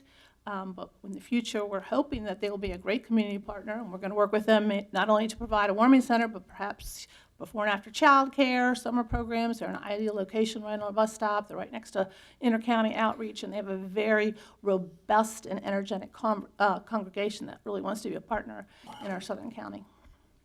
Okay, so the money that's been spent, I think it's around 55,000. Is that correct? Is that what you're? I know It we had, looks like at least close to 55,000 in grant money from the county. If that's not available to be used this year, will the money be paid back, or how does oh, that no, work? we're hoping they'll be a partner for us for many years to come. So we're going to continue to work with them until that project is complete and that facility is available for multiple community uses. So they're one of our identified community partners in the community development and our Southern County Task Force. Okay, all right, thank you. Our award-winning Southern County Task Force. Happy to report that we will be going to Mako tomorrow night to get our 3rd award of the year for the task force. And this, again, is just one of those projects, community partnerships with a congregation that's willing to work with us to, provide programming in the Southern County, which is, what we're working towards and getting those awards for. So, Rob, how many shelters do we have? In this county, Yes. you've got the Welcome One shelter, and this is the difference. No, I'm talking about the cold weather. The cold weather. Well, the cold weather, how's it gonna be? As of right now, we have one location. The plan, yes, was to use Highway to Zion. Where it seems the communication fell through with Aberdeen was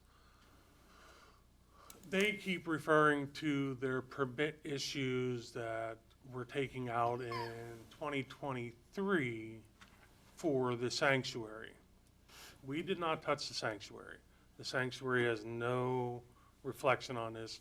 We did their community room, which to our knowledge was completed in 2005. And they had all their inspections and everything like that. And when we started talking to them, they were one of 25 churches I contacted, and 24 churches hung up on me. So we were very happy when we found this location, being as where it was. We were under the impression that churches do this all the time. We have the rotating shelter that's all churches, so me, just assumed that it was a permitted use. So, more important than that to me, we have one location. How many beds are in that location? That's a warming center. We have for shelters, we have the Welcome One Emergency Shelter, we have the Harford Family House Shelter, we have the Anna's House Emergency Okay. Shelter, we have the Emergency Rotating Weather Shelter, which is the group of churches that rotates. That begins after the first of the year. And then we have So the there's- warming center, which will be the overflow, which we Okay. were hoping would also take place this year at the church in Aberdeen. That probably won't be the case unless they're able to secure their permits. Okay. So that location will be, So that makes me feel a lot better. oh, trust me, everyone will have a safe and warm place to go. Shelters, we've only gotten to one in terms of Welcome One shelter. Right. And I'm familiar with Welcome Right. One. I'm just saying for cold weather. Yes. For freezing weather, the overflow warming center will be, we have one in And in addition the- to the 3 shelters. And in the past, how many vouchers for hotel rooms did we use? I couldn't give you specific numbers of vouchers we used. I can tell you financially, it was about $62,000 last year. But we don't know how many that was? It would vary from night to night. I think the greatest night that we ever had, one night we had, you said 50 rooms, and that would be prior placements with the community action agency and then the overflow. So,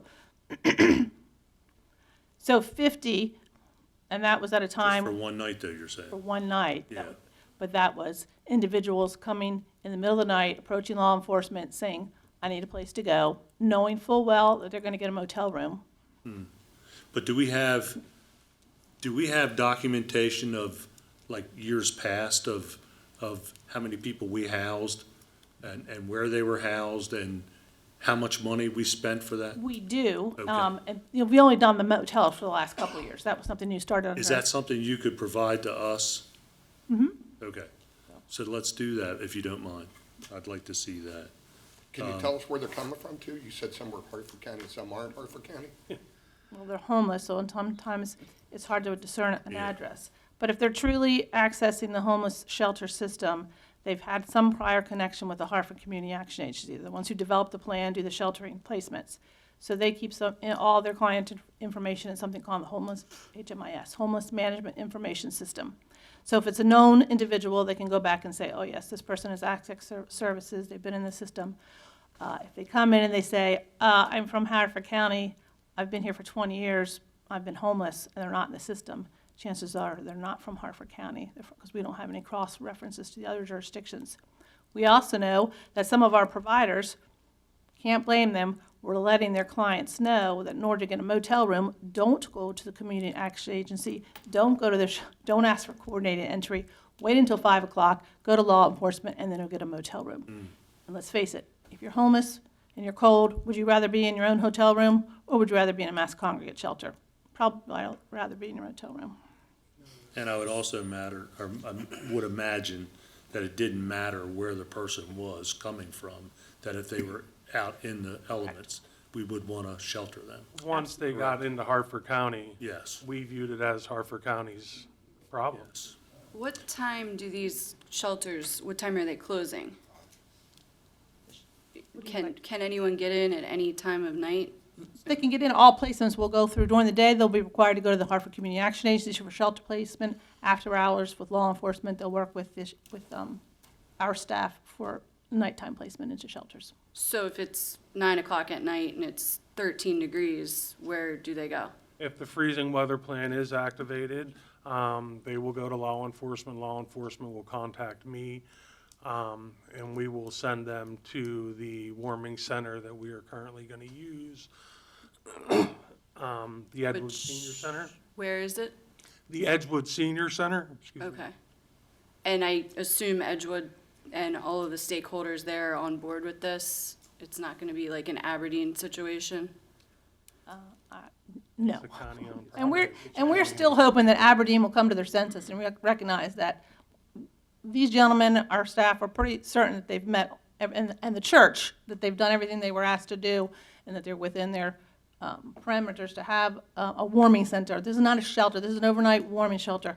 Currently, there's lots of churches that operate rotating shelters. They might not be zone property. Where there's an emergency situation, things are different. It's freezing weather. I think a church has the right to house homeless individuals, keep them warm in an emergent situation, so. So you're saying that it was the church's responsibility to acquire the permits and to understand whether it was zone property or not? It was the churches, they were the ones who came and asked if they could help us by Okay. being a warming center. We said, absolutely. Okay. And then, Just like we would welcome any congregation at this point. If anybody else wants to step up to the plate and offer their church as a warming center, we would gladly accept that. So it's difficult to find anyone who's willing to assist. Aberdeen's a little bit unique, unfortunately, with the municipality the way it is. They see things differently than we do with Harford County. Harford County, you know as well as I do, a church can go pretty much in any zoning classification throughout the county and pretty much do whatever they want because it's the church's mission to do what they're going to do. Taking that same thing to Aberdeen doesn't work because in the end of the day, Aberdeen comes back and says, oh, no, it's a church that's here, but it's not zoned for this. Well, now you're letting zoning dictate a church's mission is what you're doing. And, you know, we're still working through that, thinking that in the future we can get that church up and going. It's an asset to the community, number one. It takes care of the community that's there, number two. They're eager to work with us, number three, because, as Lynn said, it was difficult to find any church that was willing to step up and take this obligation. In years past, you know, before COVID, you had churches that were doing rotating shelters, and unfortunately, COVID changed that. A lot of their population in the church has aged out. The younger folks aren't interested in taking care of people that are in need. And it's changed. The dynamics have changed a lot.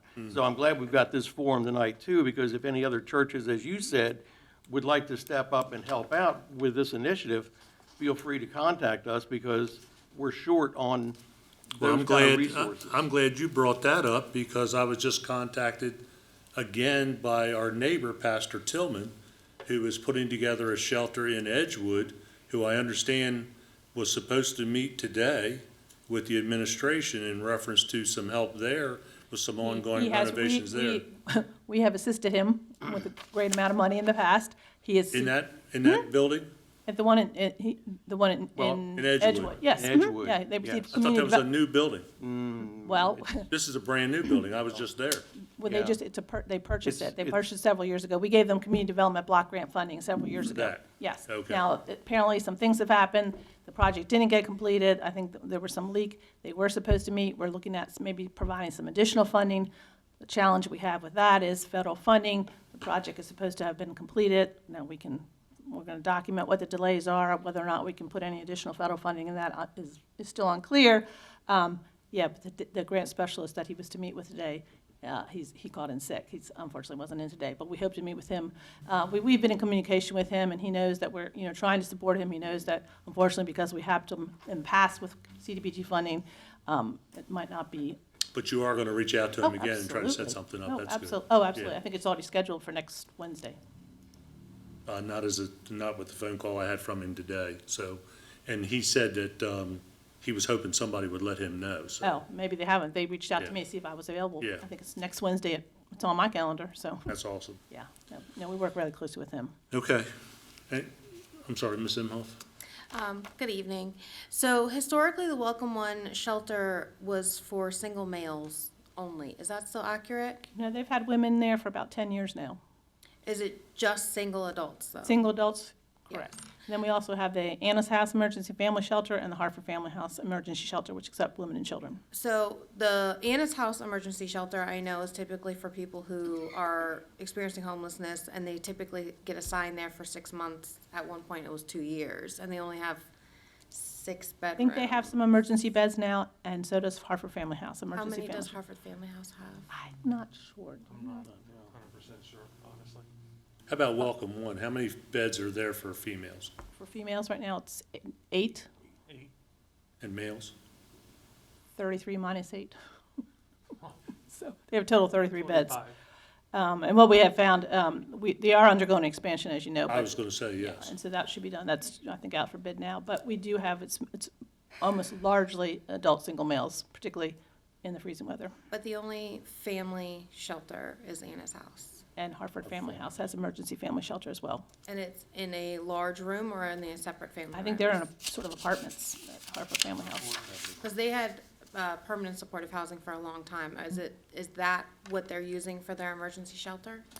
They have a lot of facilities. They have permanent supportive housing, they have emergency shelter, they have transitional housing. So they have the apartment building, they have multiple houses that they rent in the community. So I'm not sure exactly how the convention, but I don't think they have anything that's congregated. It's all individual apartments. Okay. But we don't know how many units they have for families? Off the top of my head. It's a lot. Yeah, it's, I mean, they have that whole apartment building that's located down right across in Aberdeen. They have multiple homes that they rent, townhouses, For their transitional housing. and permanent supportive housing and emergency family. But the apartments aren't for emergency, like, I'm thinking emergency shelter, like a family calls in tonight. I need somewhere to go. Where would they go? They would go to Harford Family House or Anna's house.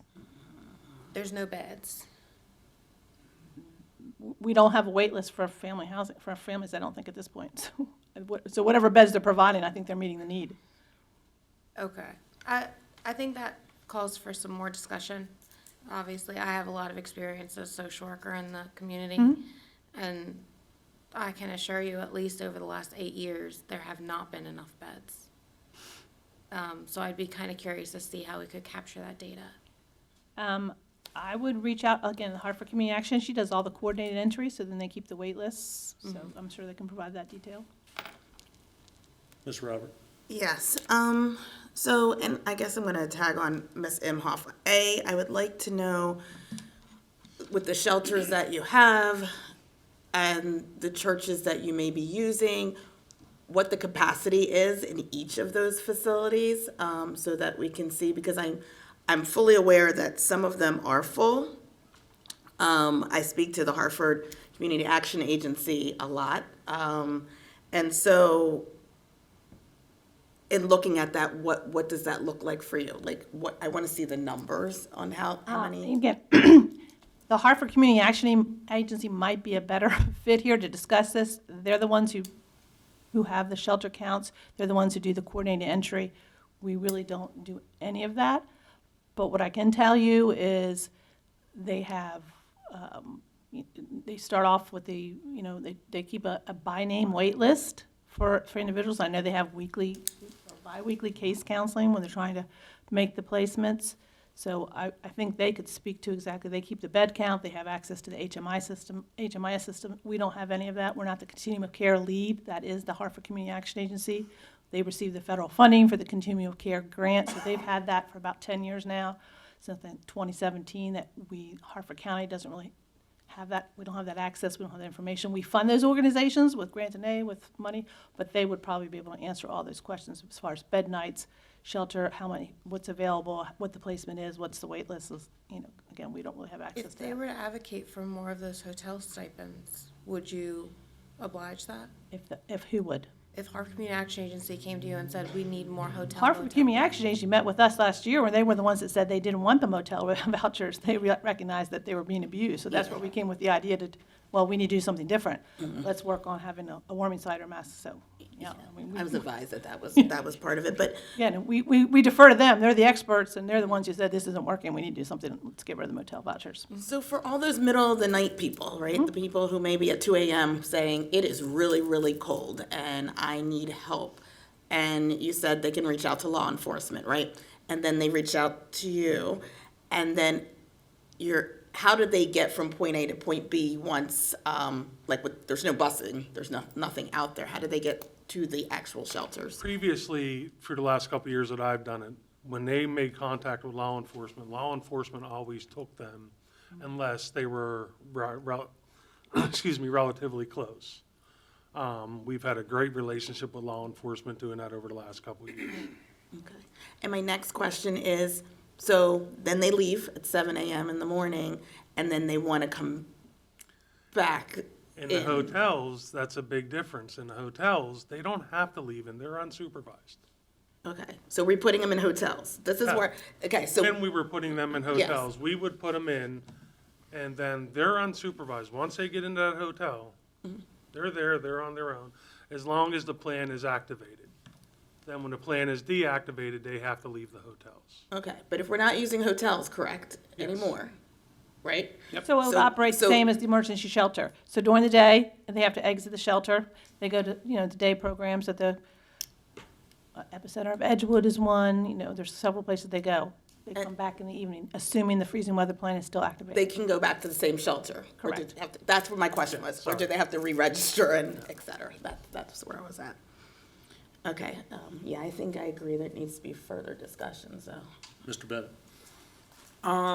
Yeah, I think it would be great to know how many beds we have, single male, single female, family, just to understand what the and also, once we start having some of these instances where we're activating the plan, how many single male beds get used, how many single female beds get used, how many family beds get used on those individual instances. So that's why it would be very important to have the Community Action Agency here. Again, they do all the coordinated entry. They've done that for the last 10 or 15 years. They'll be able to answer those questions, provide that information. What I can assure you is nobody is going to be left out in the cold. We will ensure that everybody has a safe, warm place. So I just sent a message to the Harford Community Action Agency. They're going to be here at our next council meeting. Awesome. And I just, but in trying to understand that, it sounds like at 5:01 p.m., if somebody comes and needs shelter, it's no longer the action agency, it's you all. Correct. So you should have some semblance of understanding of how many beds are where when you're trying to coordinate care in that instance. Well, at 5:01, the only place they'll be able to come is the warming center because the shelters will not accept after hours. Okay, Which is why historically they got placed in motels, because the Welcome One, even if they had beds available, which most nights of last year when we had folks in motels, there were beds available. But because those individuals waited till 5:01, they knew they would be placed in a motel versus being placed in a congregate shelter. and then my last question is, looking at the plan, you know, if it's below 32 degrees for 24 consecutive hours, then the plan's activated. How do you all, like, is there any sort of professional discernment in weeks like this where it's perpetually 33 degrees is the high, but the low is 13 degrees? Or Those is it, conversations always take place with the Emergency Operations Director of Emergency EOC. So we see the forecast, we watch it. We get daily forecasts from the EOC, every single weather forecast. So, for example, if snow was coming and it was going to be 33, 34 degrees, we would activate. We're not going to leave folks out in the snow. Conversely, if it's going to be 38 and 31 but perfectly sunny, we probably wouldn't activate it. So we have these conversations. We know when the bad weather is coming, so we have 48, 72 hours to notify our community partners, and that's when the wonderful outreach team at Community Action Agency, they'll go out, they actually walk into the known encampments, they try to convince people to go to shelters, they'll make the telephone calls of homeless individuals and start making the placements. I will say a lot of times folks won't listen to them. They don't, they'll say, no, we're fine out here. But they do a very robust outreach trying to get people placed. January 26th is the count this year, and the 28th is, The backup. Mr. Ginger, So if it's 37 degrees in Joppatown or Havre de Grace, but it's 31 degrees in Street, does the plan get activated? We look at the Edgewood, we usually use the weather at Edgewood because that's where the majority of our folks are Okay. being. And again, it's not a, oh, if it's 32, we're going to activate. If it's, like, again, if it could be 35 and snowing, that's why the conversation takes place. We rely on the experts at the emergency operation. I certainly am not a weather expert. When they tell me to activate it, we activate it. So, Yeah, just because I know there's a big discrepancy of temperatures between, the south part of Harford County and the northern part of Harford County. yeah. Yeah. And Lennox just Ms. telling me he Alex? doesn't think he's ever had a phone call from the northern I part don't of think the I've county. had one phone call from the northern part of the county. Because we know it is cold. I have one more question about this grant money. So the $26,000 that was given to the highway to Zion, and then it seems like from the numbers that I've seen, there was 55,000 spent. So there's 29,000 additional money in there that was given by the county. Where did that money come from for the 55,000 in renovations? Are you talking, I'm confused. Back to the Aberdeen church that we were going to use as a warming center. Oh, the community development project. I don't know if that was county funding or it could be community development funding. Again, that was a partner, a community development decision. So if they never partner and we can't do anything there, what happens to all of that money that was spent? Well, they will partner because they're one of our partners. Where they're again, all of our community development partners, if you take a look at our annual action plan, we give out millions of dollars to local nonprofits for community development projects. They were just one that was identified this year. We will hope to, we give lots of money to lots of faith-based. Right, how long do you give them to become a partner that we can actually Well, start using they're the still a partner. They're facility? gonna provide volunteers that are gonna work at the warming center. So they're working with us right now until they can actually get their building used. They're gonna provide volunteers to help staff the warming center. Okay, so for the money that was spent, we're gonna get volunteers. We're gonna get a whole lot more. We're gonna get a community partner Or that's we just in don't the know Aberdeen when. community, in the Southern County Task Force, the award-winning Southern County Task Force area There's that's no gonna work reason with why us to we- provide before and after childcare. They're gonna have community programming. They have such great plans. They're located, as I said, right next door to the Inter-County Outreach. There might be partnerships with their summer camp. So, yeah, we're looking forward to this partnership. All right, thank you. Anything else? anyone else? Thank you for your presentation. And thank you for your work, Lynn. Great.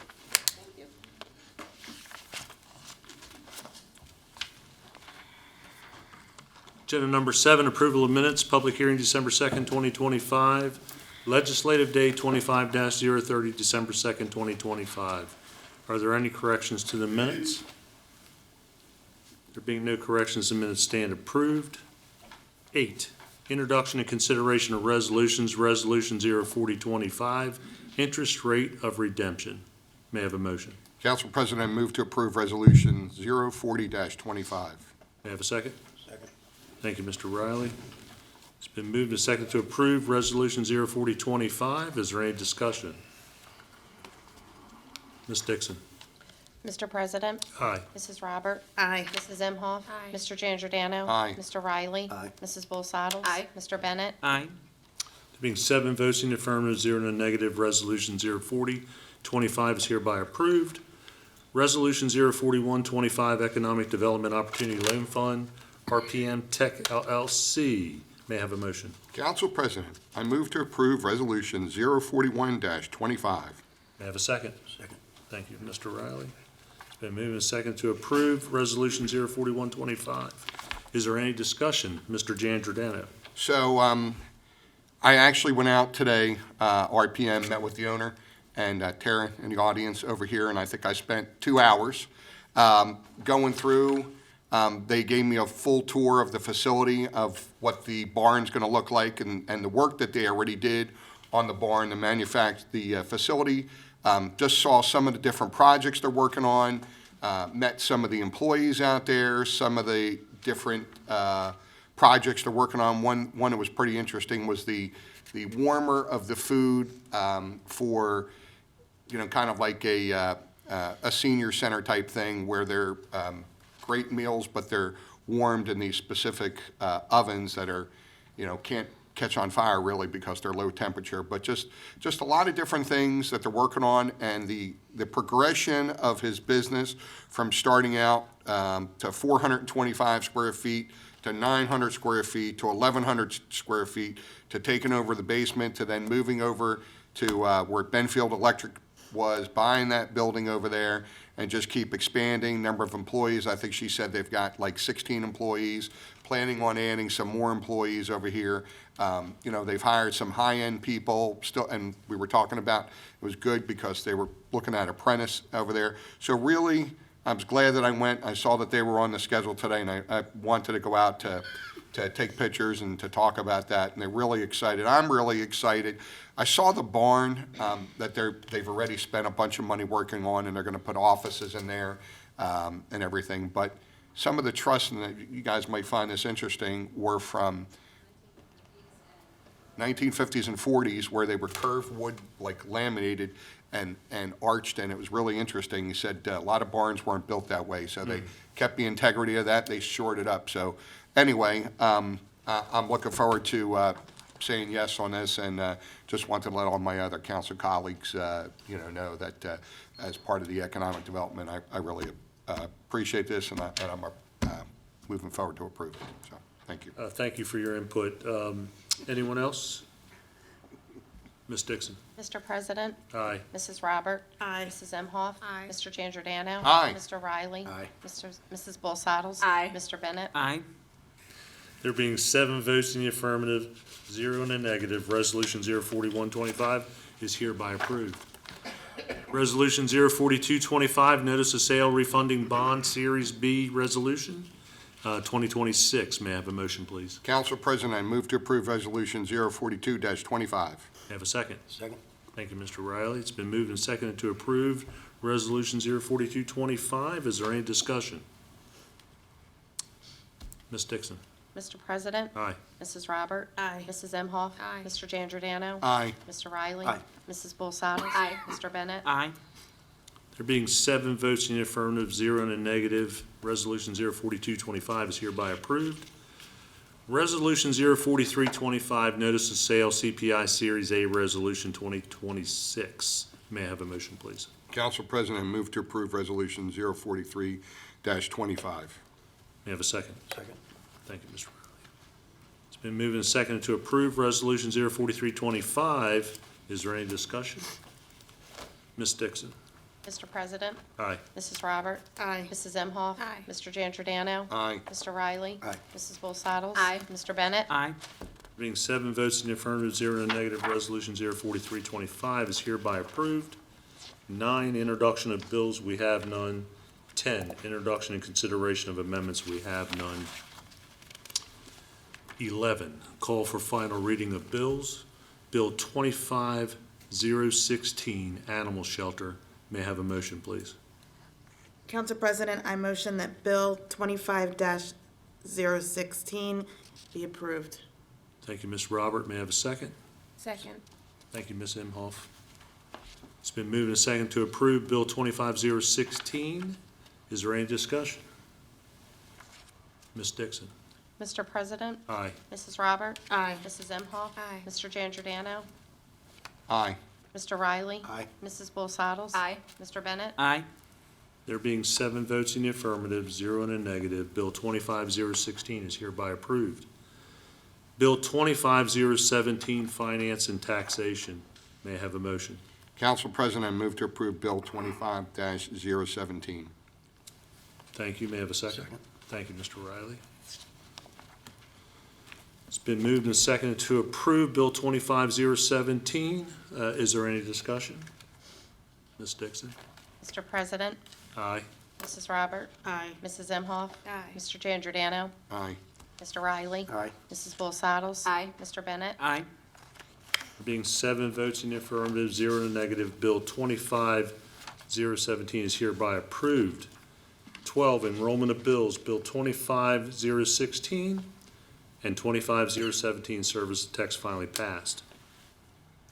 13, unfinished business rules of procedure, Harford County Council. May I have a motion? Council President, I move to approve the revised rules of procedure presented at the October 21st council meeting.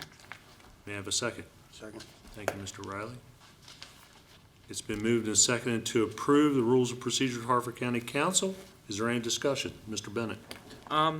I will vote yes on these rule changes, but I'll also continue to advocate that we should find some sort of middle ground to allow for people to share public comment and not necessarily state their entire home address in the recorded meeting, but be able to submit it in written form.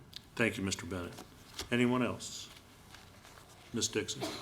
Mr. President, Aye. Mrs. Robert. Aye. Mrs. Imhoff. Aye. Mr. Giangiordano. Aye. Mr. Riley. Aye. Mrs. Bowl Saddles. Aye. Mr. Bennett. Aye. Being 7 votes in the affirmative, 0 in the negative, the revised rules of procedure presented at the October 21st council meeting are hereby approved. 14, new business.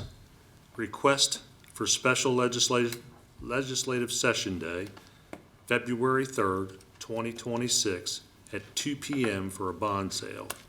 May I have a motion, please? Council President, I move to approve the request for a special legislative session day on February 3rd, 2026, at 2 p.m. Thank you. Second. Thank you, Mr. Riley. It's been moved and seconded to approve the special legislative day. Is there any discussion? Ms. Dixon? Mr. President, Aye. Mrs. Robert. Aye. Mrs. Imhoff. Aye. Mr. Giangiordano. Aye. Mr. Riley. Aye. Mrs. Bowl Saddles. Aye. Mr. Bennett. Aye.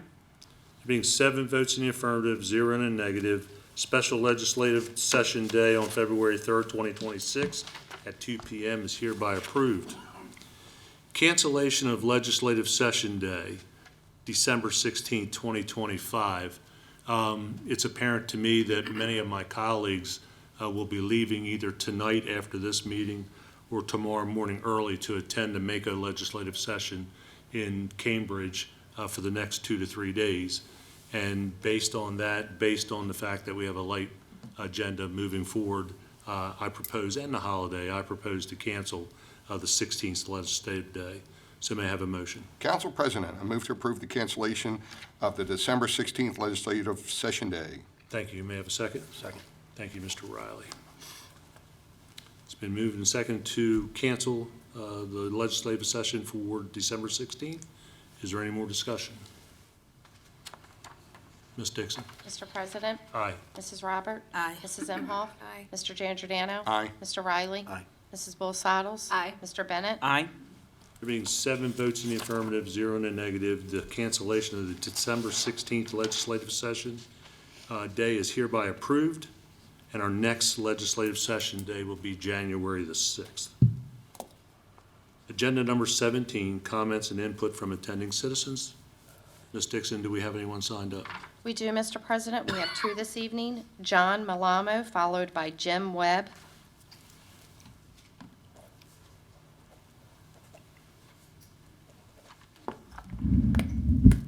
Good evening, sir. Name and address, please. Sir, good evening to you and your colleagues. John P. Malamo, 2402 Eagleview Drive, Bel Air, Maryland, 21015.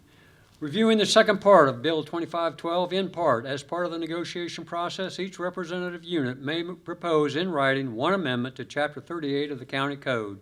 Code 38-8B, parens 1, prescribes a procedure for fact-finding if the terms of the contract between the county and exclusive representative units have not been agreed upon by December 15th, next preceding the ensuing contract year. 38-8B, parens 4, if no agreement is reached by February 5th, the party shall submit issues to the American Arbitration Association. By law, the proposed change itself could lead to fact-finding and arbitration. At Charter Section 601, the County Council is tasked to establish by law a system of personnel administration. At Charter Section 202, legislative powers, in part, all legislative powers which may be exercised by Harford County shall be vested in the council. At Code 1-2, general legislative powers of council, in part, all legislative powers which may be exercised by Harford County shall be vested in the council. The county council is responsible for establishing a system of personnel administration. We also see in the charter and in the code that only and exclusively the county council has legislative powers. At Charter 604, we see in part, the personnel officer shall be responsible for administration of the personnel policies established by this charter or by law. Code 38-9 implies that the personnel officer interprets those personnel policies. At Code 3831, the personnel officer is responsible for interpreting and administering the approved pay plan and application of the article. The process of interpreting and administering laws and policies is difficult enough when those laws and policies are clear and well written. Laws and policies that are poorly written, vague, ambiguous, or otherwise indecipherable lead to erroneous agency decisions and then judicial review. Extending and projecting the consequences of Bill 2512, the county code related to personnel could easily change every year. I wonder, why would you invite chaos into the personnel administration system? Seek to codify a provision that would strip away your powers and authority. Direct the county executive to consider changes to the code during negotiations. Why wouldn't you consider, on their merits, those changes as a part of your councilmanic duties? I do believe that you have overreached your authority by directing the county executive's negotiation process. More importantly, you have destabilized the personnel administration system and relinquished your powers and authority in those matters. And finally, Merry Christmas to you and all of Harford County, or a joyous celebration of whatever religious or secular holiday you choose to celebrate. And please, God, bless us all, every one and each. Good night. John, Merry Christmas. Well, sir, thank you. You're welcome. But I still didn't get any more than 30 minutes in my stocking. Indeed. Call your next speaker. Jim Webb.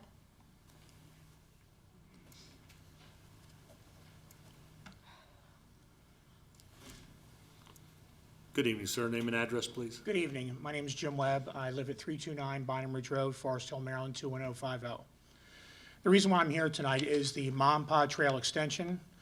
Every tree in our backyard, my backyard, 327 and 325, were cut down, and it has increased the road noise tenfold since all those trees were cut down.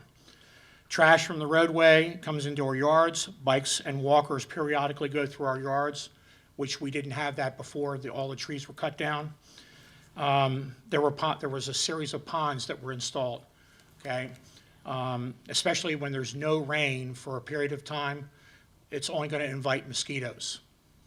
Okay? On top of that, the trees and the shrubs that they planted are 6 to 8 foot tall and very slow growing. So now we're talking about 10 to 15 years before we have any type of coverage whatsoever.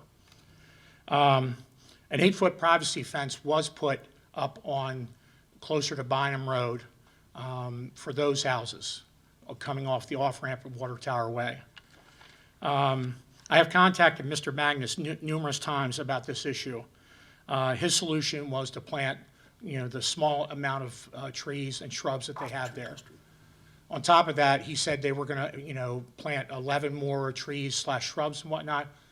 And I'm going to say again, it's going to take 10 to 15 years before you have any type of noise barrier whatsoever.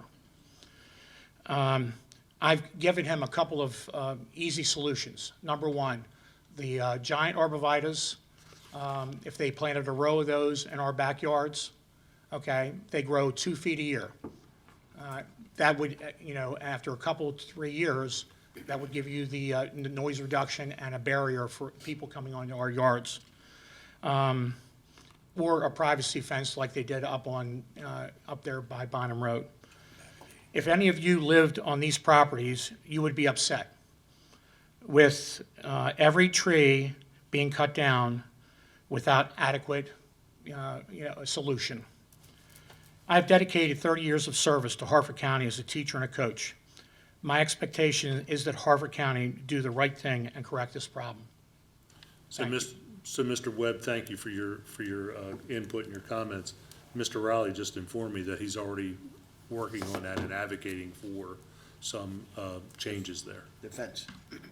The fence. So am I. Okay. Okay. So, stand by. They'll be reaching out to you, I'm sure. Okay. Okay. Yeah, because like I said, I've talked to Mr. Magnus, and my last conversation with him said, you know what, there's nothing more we can do. Okay. All right. So, Thank you. okay. All right. Hey, Merry Christmas Merry and Happy New Christmas to Year. you, too. Thank you. You still only got 3 minutes, too. 16, business from council members. And Mr. Riley, we're starting with you tonight. Okay, I just want to congratulate Walter Herbie for receiving the 2025 Farmer of the Year Award. It's a big deal up in my district, so congratulations, Herbie. And also, I'll take less than my 3 minutes. I want to wish everybody a happy holiday. Thank you, Mr. Riley. Ms. Sottles. Thank you. I'd like to wish everyone a very Merry Christmas, Happy Holidays, and a happy and healthy New Year. I look forward to seeing you all in 2026. Thank you. Thank you, Ms. Sottles. Mr. Bennett. Good evening, almost good morning, but it's good to be with you all. I enjoyed all the parades this past weekend. I was very lucky. Councilwoman Robert and I got to be in the governor's house last night for dinner. His house is cleaner than my house. But it was a wonderful event, and it was so great to have that time with our governor and to see so many people. Just enjoy this holiday season. Merry Christmas to everybody, and Happy New Year. Thank you. Ms. Robert. Good evening. I think I'm going to be quick tonight. But I attended a lot of different events over the weekend. I will note the special one was the Harford Living Treasure, presenting that proclamation to the maestro at the high school. He was very surprised. He was very grateful. And so it was a packed house. People told me he kind of had an inkling. So, but he didn't know when or where it was coming from. So that was a good event. And I do have to say, for the Habitat for Humanity on Friday, December 5th, we did a dedication of 3 homes in Habitat Grace. They were next door to each other. It was a great ceremony to witness all 3 of these families, obtain and cut their door ribbons in the middle of the snow. But it was a good event, and I love going to those things. And I did attend the Discovery Center's Phase 2 kickoff. It was very interesting to hear what's coming down the pike for the Discovery Center. I'm excited to see what's gonna happen. They did get a check presented by the Saib, and I met all of them and had conversations with them as well. And then I would like to wish everyone a happy holiday. I would like to remind everyone that we are having our Edgewood tree lighting at 6 p.m. on Saturday at the Harford County Southern Precinct Sheriff's Department. And I need to say a special shout out to Cousins Landscaping and Hardscaping who came through at the very end. We needed all of their assistance. And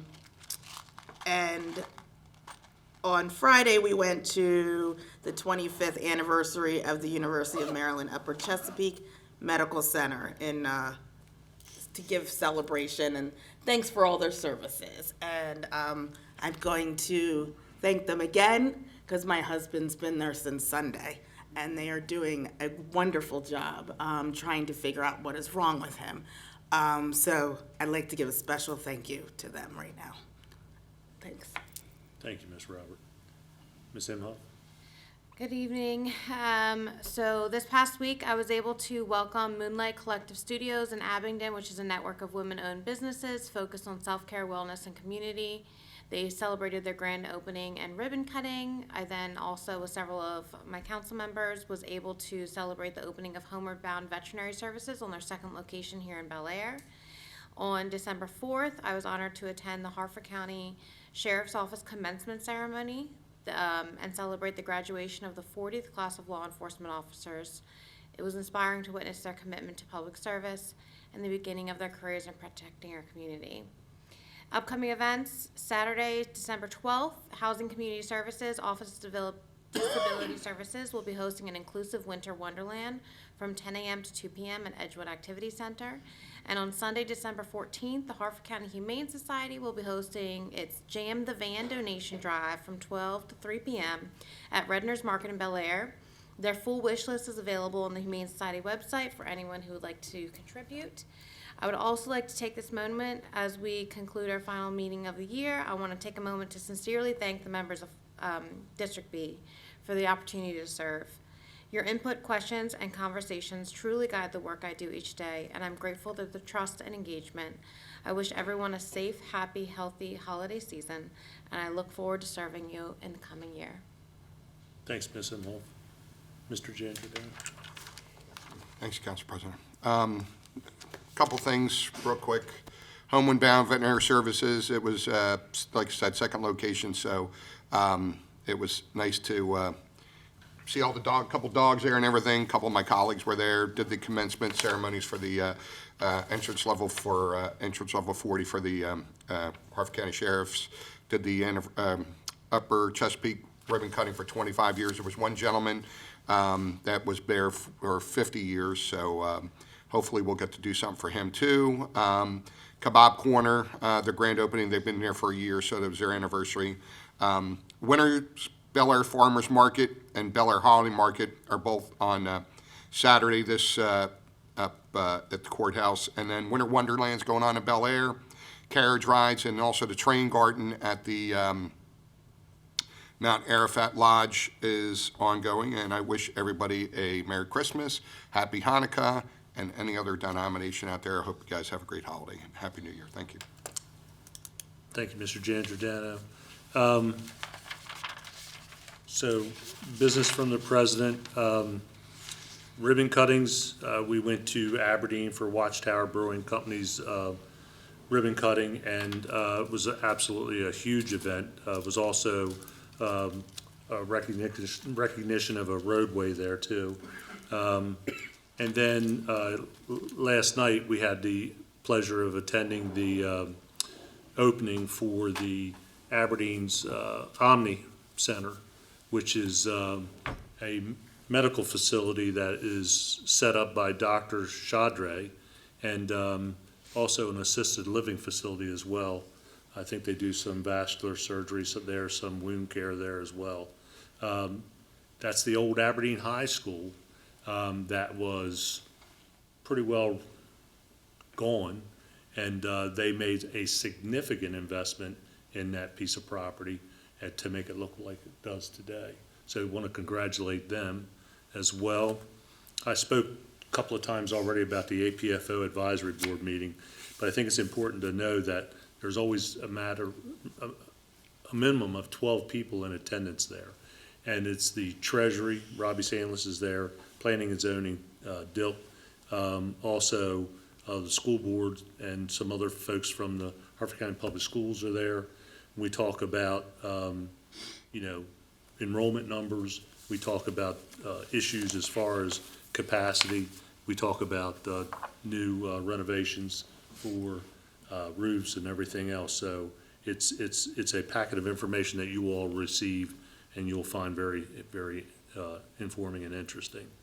I had the great honor of delivering the commencement speech to the graduating class of law enforcement officers, EL 40. And what is very significant about that is it was just not Harford County Sheriff's Office folks. It was also our municipal police officers as well, Bel Air, Aberdeen, Havre de Grace, and Northeast and Elkton. So it was all encompassing. Today, I had the great pleasure of meeting with Aaron Rabinowitz and Ken Ferreira from Upper Chesapeake.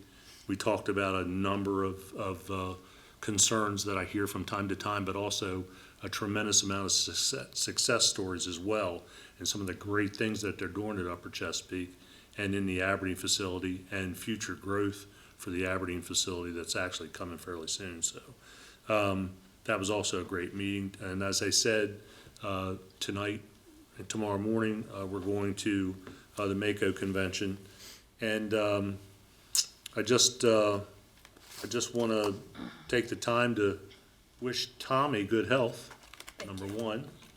And I hope everyone has a Merry Christmas. Jean and I both wish everyone a Merry Christmas, Happy Holidays, and a great start to your new year. So be safe. With that, we'll adjourn the meeting.